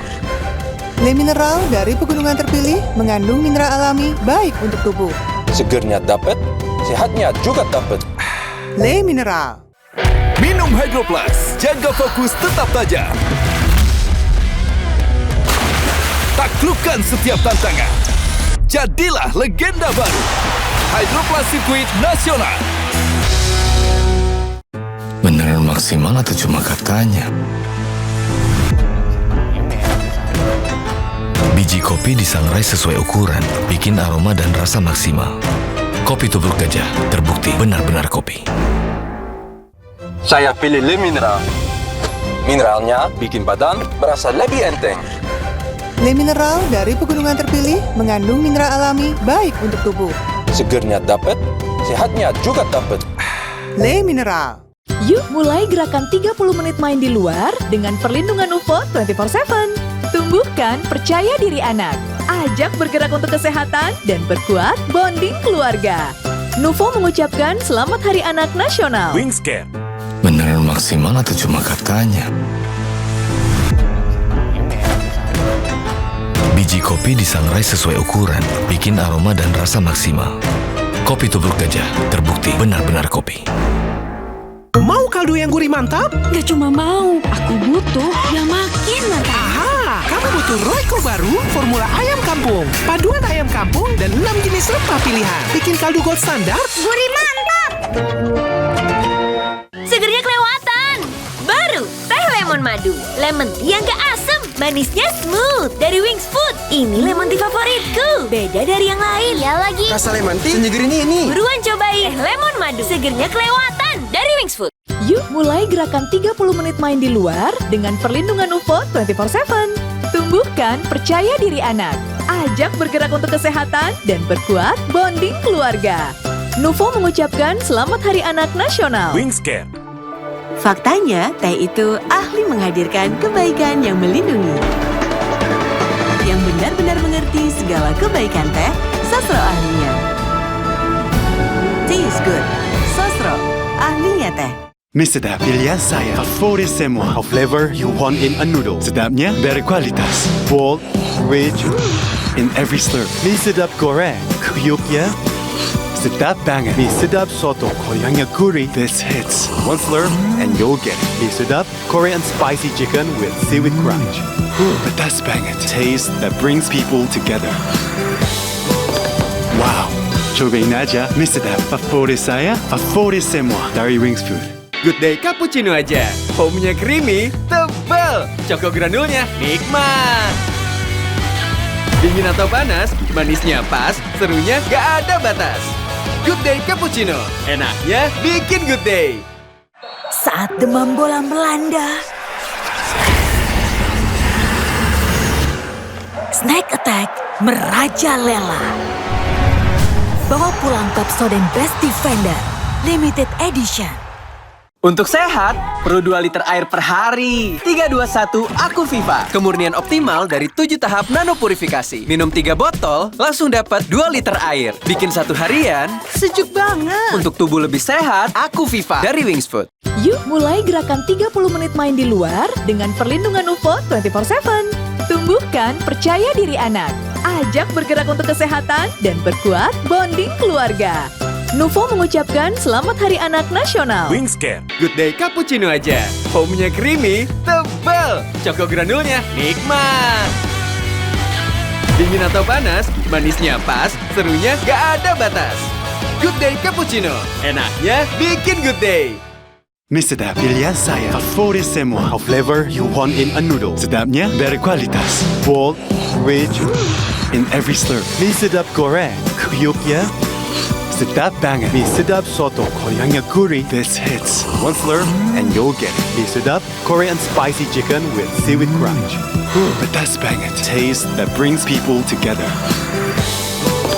Wow, cobain aja mie sedap. Favorit saya, favorit semua dari Wings Food.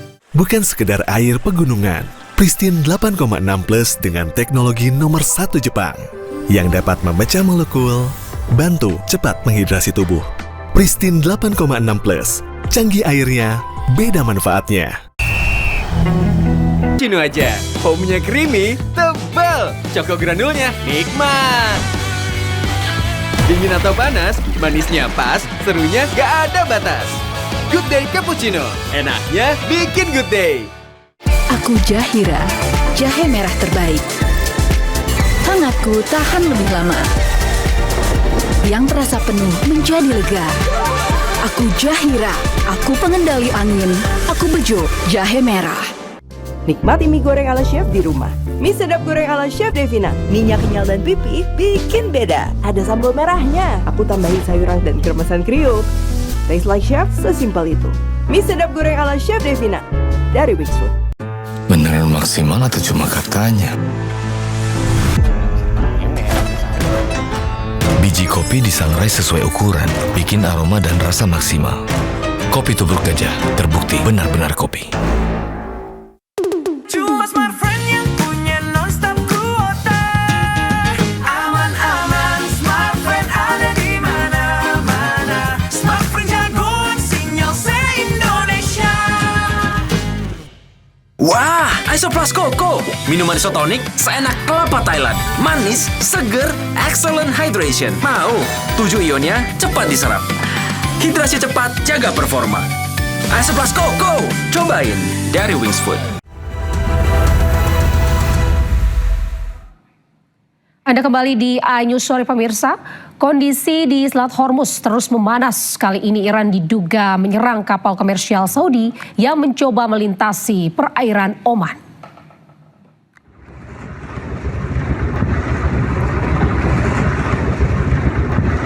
Beredar video di media sosial, salah satu kapal komersial milik Arab Saudi terbakar hebat di perairan Oman.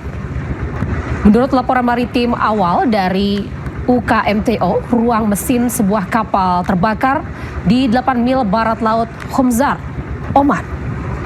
Dugaan sementara kapal terbakar akibat terkena proyektil. Seluruh awak kapal berhasil dievakuasi dengan selamat. Belum ada pernyataan langsung baik dari Arab Saudi maupun Iran. Namun serangan ini terjadi tepat 1 jam setelah Houthi memberlakukan blokade laut penuh terhadap Arab Saudi.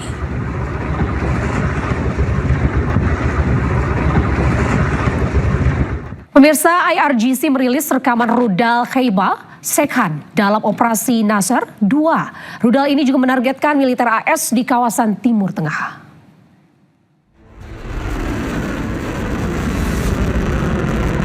Pemirsa, rudal Khaibar Sekhan, rudal Fateh 110, Zulfakhar dan juga Emad direkam dan dirilis tentara IRGC. Rudal-rudal ini ditujukan untuk menyerang pangkalan militer Amerika Serikat di kawasan Timur Tengah.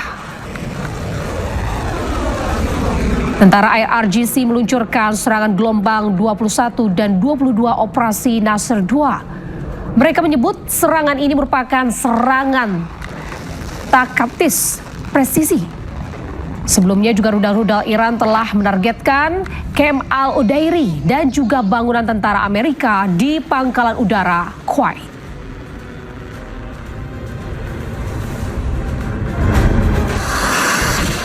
Amerika Serikat menyerang Iran 9 malam, ini berturut-turut. Serangan ini juga menyusul tewasnya tentara AS di Irak. Komando Pusat Amerika Serikat atau CENTCOM mengumumkan gelombang serangan baru terhadap aset militer Iran pada hari Minggu.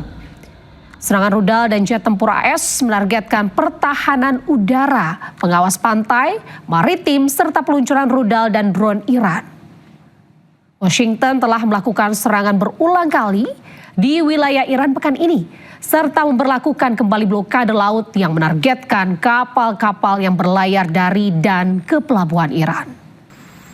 Teheran menanggapi dengan serangan rudal dan pesawat tak berawak terhadap pangkalan AS di seluruh wilayah Timur Tengah. Korps Garda Revolusi Iran IRGC mengatakan 2 kapal tanker minyak meledak di Selat Hormuz Minggu malam.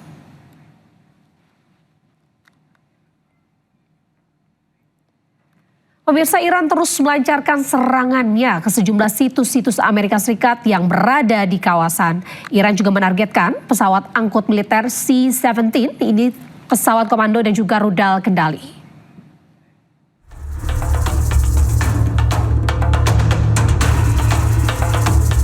Korps Garda Revolusi Iran merilis rekaman serangan gelombang ke-21 dan 22 Operasi Nasr 2.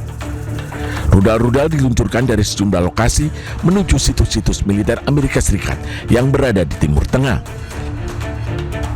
Iran meluncurkan sejumlah rudal berbahan bakar padat, Khaibar, Sekan, Zulfikar, dan Fateh. Rudal-rudal ini bertuliskan, siapapun yang mengganggu keamanan rakyat Iran, dirinya sendiri pun tidak akan aman. IRGC juga mengklaim menargetkan pesawat angkut militer C-17 AS dan kendali PX di Bandara Aqaba dengan rudal balistik. Tak hanya itu, Iran juga mengklaim sistem radar peringatan dini AS, sebuah gudang berisi peralatan dan suku cadang pesawat, serta sebuah hanggar berisi drone M9 Amerika di Kuwait juga menjadi sasaran. Serangan ini menandai kembali memanasnya hubungan antara Washington dan Teheran. Pasukan AS telah melancarkan gelombang serangan berturut-turut di seluruh Iran, sementara Teheran terus membalas serangan Washington.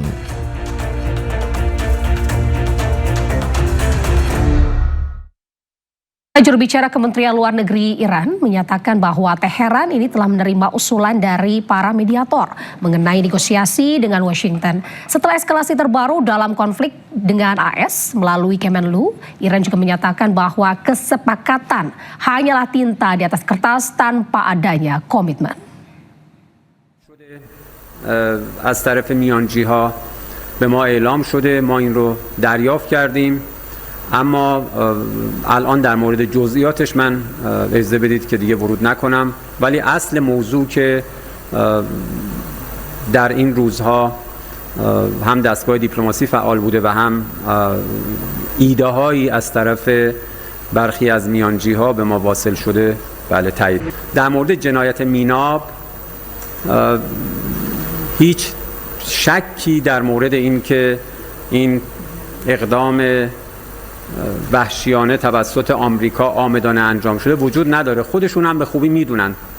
اما یک نکته ظریف رو در نظر داشته باشید، آمریکایی ها با برجسته کردن موضوع میناب در صدد الغای این پیام هستند که گویا هر جنایت دیگری که در 40 روز و بعد در همین ایام صورت گرفته حتما قانونی بوده. Pemirsa, sirine meraung di kota aman saat angkatan bersenjata Yordania mencegat serangan rudal Iran.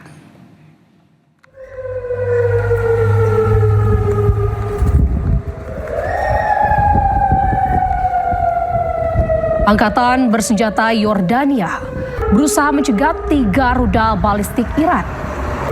Sementara rudal keempat Iran jatuh di daerah terpencil. Kedutaan besar AS di Aman mengklaim bahwa pihak berwenang mengevakuasi bandara dan pelabuhan internasional Aqaba. Mereka menyarankan warga Amerika Serikat untuk menghindari perjalanan ke dua lokasi tersebut.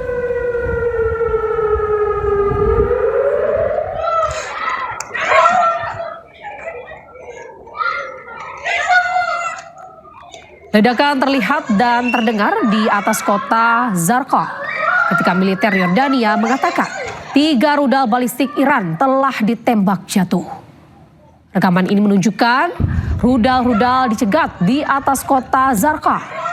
Sementara warga terdengar berteriak panik. Angkatan bersenjata Yordania menyatakan 3 rudal yang berasal dari Iran menargetkan wilayah kerajaan telah dicegat dan ditembak jatuh.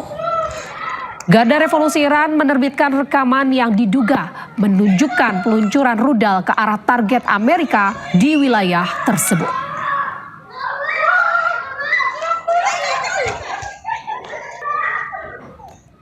Pemirsa, ribuan warga Yaman ini berkumpul di Al-Sabin Square di ibu kota Sanaa. Aksi ini juga merupakan unjuk rasa warga untuk mendukung angkatan bersenjata Yaman.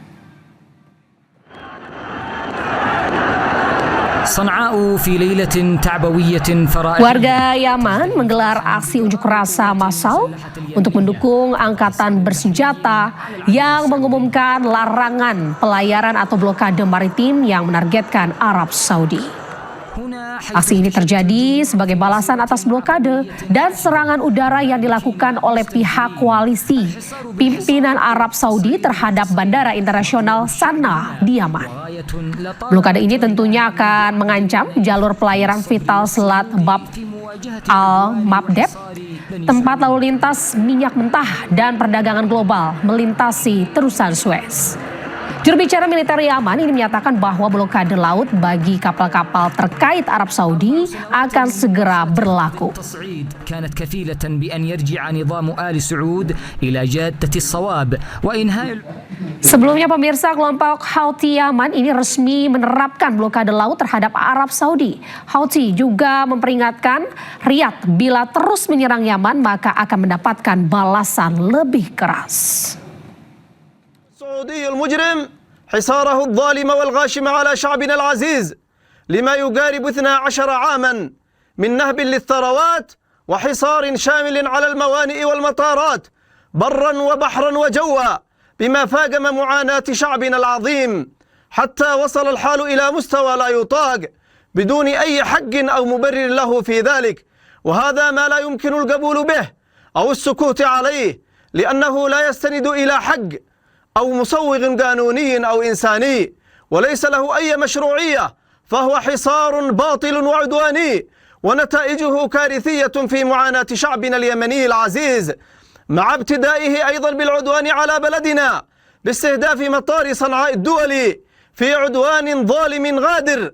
فلا يمكن لشعبنا أن يعاني من الحصار الظالم ويعتدى عليه دون أن يكون له موقف، فشعبنا العظيم هو شعب مؤمن مجاهد، شعب الإيمان والحكمة وصاحب قضية عادلة، وله الحق الكامل في مواجهة هذا الحصار والعدوان الظالم بكل الوسائل المتاحة.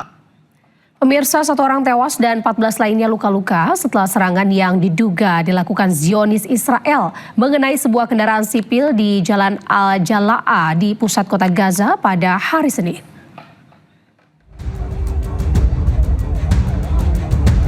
Inilah rekaman video menunjukkan kendaraan tersebut dilalap api saat petugas pemadam kebakaran berupaya memadamkan api. Media setempat mengabarkan serangan tersebut melukai seorang perempuan dan anak-anak dengan 2 orang saat ini dalam kondisi kritis. Sementara itu militer Israel belum memberikan komentar terkait serangan tersebut. Sebelumnya perang dimulai pada 7 Oktober 2023 ketika Hamas melancarkan serangan mendadak terhadap Israel menewaskan 1.139 orang, sebagian besar warga sipil, dan menyandra lebih dari 200 orang menurut otoritas Israel. Para demonstran dari negara Zionis Israel ini berpawai melalui wilayah Negev. Mereka juga dengan jelas mengusir warga Gaza Palestina dan menuntut pembangunan kembali permukiman Israel di Gaza. Rekaman video menunjukkan para pengunjuk rasa mengibarkan bendera Israel. Sementara kerumunan orang yang bernyanyi dan menari di sepanjang rute. Menteri Keamanan Nasional Israel, Itamar Ben-Gvir, mengatakan kepada para pendukungnya bahwa warga Israel ini harus kembali ke Gaza dan mendorong warga Palestina untuk pergi. Bahkan para pengunjuk rasa memegang plakat bertuliskan dalam bahasa Ibrani yang berarti penaklukan, pengusiran, pemukiman, dan perdamaian untuk Israel. Sementara Perserikatan Bangsa-Bangsa, Mahkamah Internasional, dan juga sebagian besar negara anggota PBB menganggap permukiman Israel di wilayah Palestina yang diduduki ilegal, menurut hukum internasional. Pada Desember 2025, 146 negara mendukung resolusi Majelis Umum PBB yang mengutuk aktivitas permukiman Israel. אנחנו ממשיכים למרות כל החסימות בדרכים הכלכלות, נגיע עד הגדר, נניף את דגל ישראל ואת ישי שלנו, וככה נראה לכל העולם שגוש קטיף ועזה היא חלק מארץ ישראל ומדינת ישראל כולה, ועל ידי ההתיישבות נביא את הביטחון לכל גבולה הדרומי של מדינת ישראל. Lautan manusia tumpah ruah di ibu kota Madrid menyambut. Pemirsa, PT Telkom Indonesia bersama Nongsa Digital Park ini berhasil melakukan pendaratan kabel bawah laut Nongsa Changi Cable di Nongsa Digital Park, Batam. Proyek tersebut menjadi tonggak penting dalam memperkuat konektivitas digital antara Indonesia dengan Singapura dan sekaligus mendukung pengembangan infrastruktur digital nasional.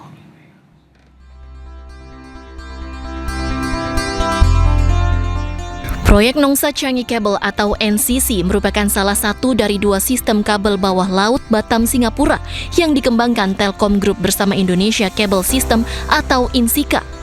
Infrastruktur ini menjadi bagian dari ekosistem Indonesia Cable Express yang dirancang untuk meningkatkan kapasitas dan ketahanan jaringan digital Indonesia. Dengan panjang sekitar 50 km dan kapasitas 24 fiber pairs, NCC dirancang untuk memenuhi kebutuhan konektivitas berkecepatan tinggi dan berlatensi rendah yang terus meningkat akibat pesatnya perkembangan layanan cloud, hyperscaler, kecerdasan artifisial atau AI, dan interkoneksi pusat data di Asia Tenggara. Dan tentu tujuannya adalah supaya koneksi antara 2 pulau ini dan 2 negara ini menjadi jauh lebih baik, sehingga ini akan memperkuat industri digital, akan memperkuat juga konektivitas dan hubungan antara Batam dan Singapura. Prosesi pendaratan kabel bawah laut dihadiri Menteri Koordinator Bidang Perekonomian Airlangga Hartarto, Wakil Perdana Menteri Singapura Gan Kim Yong, jajaran direksi PT Telkom Group serta mitra strategis dan stakeholder terkait. Pembangunan NCC menjadi fondasi bagi koridor digital baru yang menghubungkan Indonesia dan Singapura. Selain itu, kabel bawah laut akan memperkuat posisi Batam sebagai gerbang digital Indonesia serta membuka peluang investasi, inovasi, dan pertumbuhan ekonomi berbasis teknologi. Dari Batam, Kepulauan Riau, Gusti Yenosa, iNews melaporkan. Pemirsa, kita beralih ke informasi lain. Pengamat kebijakan publik Bonatua Silalahi mempermasalahkan legalisasi fotokopi ijazah Jokowi. Menurutnya, banyak hal yang tidak terpenuhi dalam ijazah tersebut.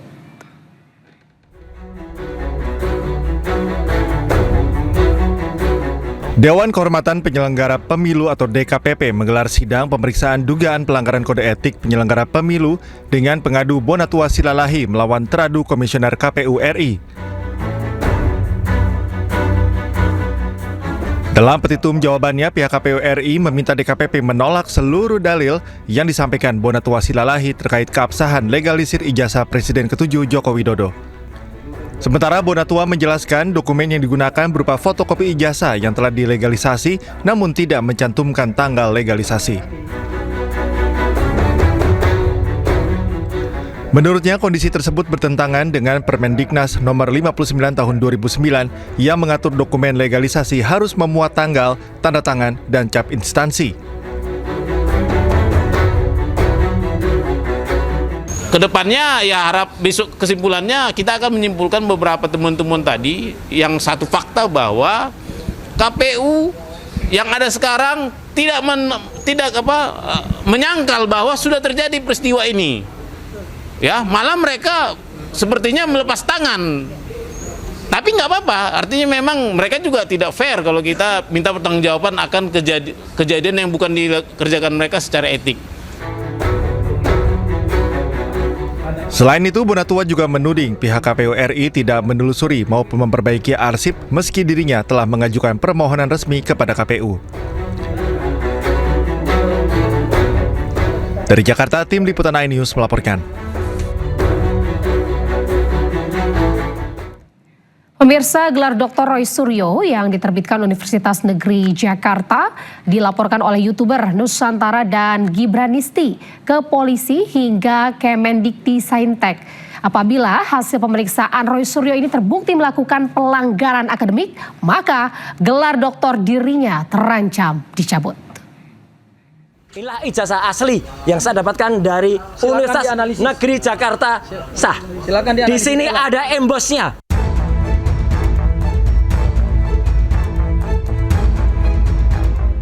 Ketua Harian YouTuber Nusantara mendatangi kantor Kemendikti Saintek melaporkan dugaan plagiarisme pada disertasi Roy Suryo. Pelapor menyebut setiap bab dalam disertasi Roy Suryo memiliki tingkat kemiripan yang tinggi. Taufik menyerahkan semua bukti-bukti dugaan plagiarisme kepada pihak Kemendikti Saintek yang dinilai memiliki tingkat kemiripan pada setiap bab. Perlu kami tegaskan bahwa hari ini adalah rangkaian dari komitmen saya dan teman-teman untuk kemudian melakukan penelusuran terkait pelanggaran akademik yang dilakukan oleh saudara RS. Jadi ada dua hal. Pertama adalah pelanggaran akademik, yang kedua adalah pelanggaran terhadap tindak pidana. Nah, tindak pidananya beberapa hari yang lalu sudah saya laporkan, dan itu menyangkut dengan pencemaran nama baik, fitnah, dan hari ini juga sebenarnya berpotensi ada tindak pidana yang kami duga dan kami mungkin layak dan patut untuk kita bawa ke ranah hukum. Sebelumnya, Roy Suryo juga dilaporkan ke polisi oleh Ketua Umum Gibranisti terkait gelar doktornya yang diterbitkan Universitas Negeri Jakarta. Apabila hasil pemeriksaan Roy Suryo terbukti melakukan pelanggaran akademik, maka gelar doktor dirinya bisa saja dicabut. Tak hanya itu, tindakan plagiarisme Roy Suryo juga disebut salah satu pelapor masuk dalam unsur pidana. Tim Liputan iNews melaporkan. Sementara itu pemirsa, geram dituding memiliki ijazah doktor palsu. Roy Suryo juga akan melaporkan balik Ketua Umum Gibranisti, Taufik Bilfaqih. Roy juga akan tunjukkan keaslian ijazahnya. Inilah ijazah asli yang saya dapatkan dari Universitas Negeri Jakarta sah. Di sini ada embosnya, ya, tuh ada embosnya. Ada juga watermarknya. Dan ini bukan ijazah, lintasan stempelnya jelas. Dan ini bukan ijazah baru dicetak di Pasar Pramuka dekat dengan UNJ, enggak. Roy Suryo lagi-lagi ajukan pra-peradilan terkait kasus ijazah Jokowi. Pra-peradilan ketiga Roy kini berisi ganti rugi ke Polda Metro Jaya terkait penanganan hukum kasus ijazah Jokowi.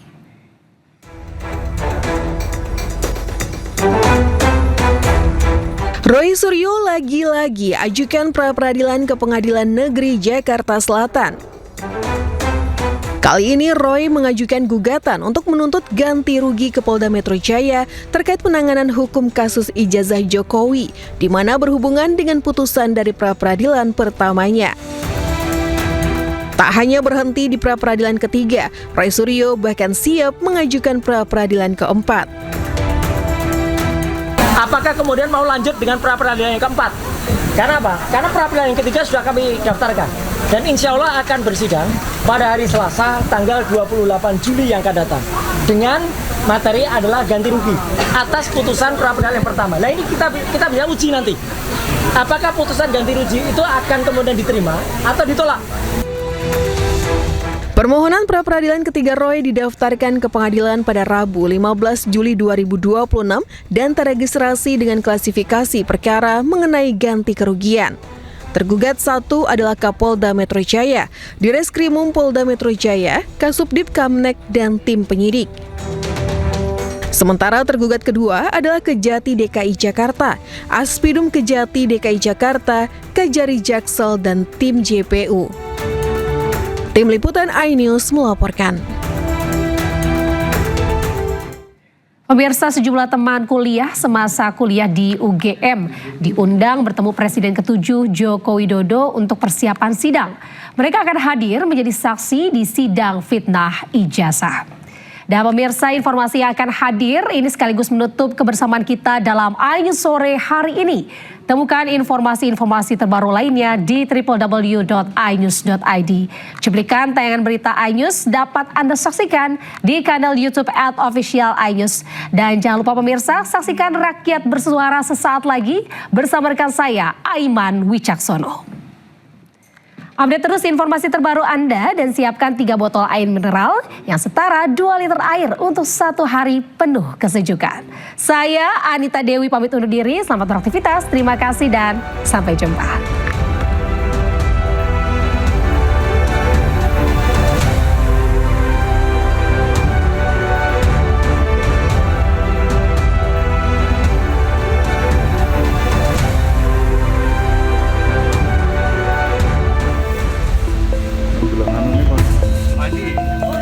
Andi Aswan, Ketua Umum Relawan Militan Gibran Nusantara menyambut sejumlah teman semasa kuliah di UGM Joko Widodo. Senin pagi, 8 orang teman-teman seangkatan Fakultas Kehutanan termasuk Mulyono diundang untuk menemui Joko Widodo di rumahnya di Sumber, Solo, Jawa Tengah. Reuni kecil ini sekaligus persiapan sebelum mereka hadir di sidang fitnah ijazah dengan tersangka Roy Suryo dan Dr. Tifa. Reuni Ada temennya senang ya Pak ya? Mempersiapkan diri dan rekan-rekan saya seangkatan. 15 teman masa kuliah Jokowi mengkonfirmasi akan hadir dan menjadi saksi di persidangan dugaan fitnah ijazah. Dari Solo, Jawa Tengah, Septiantoro, iNews melaporkan.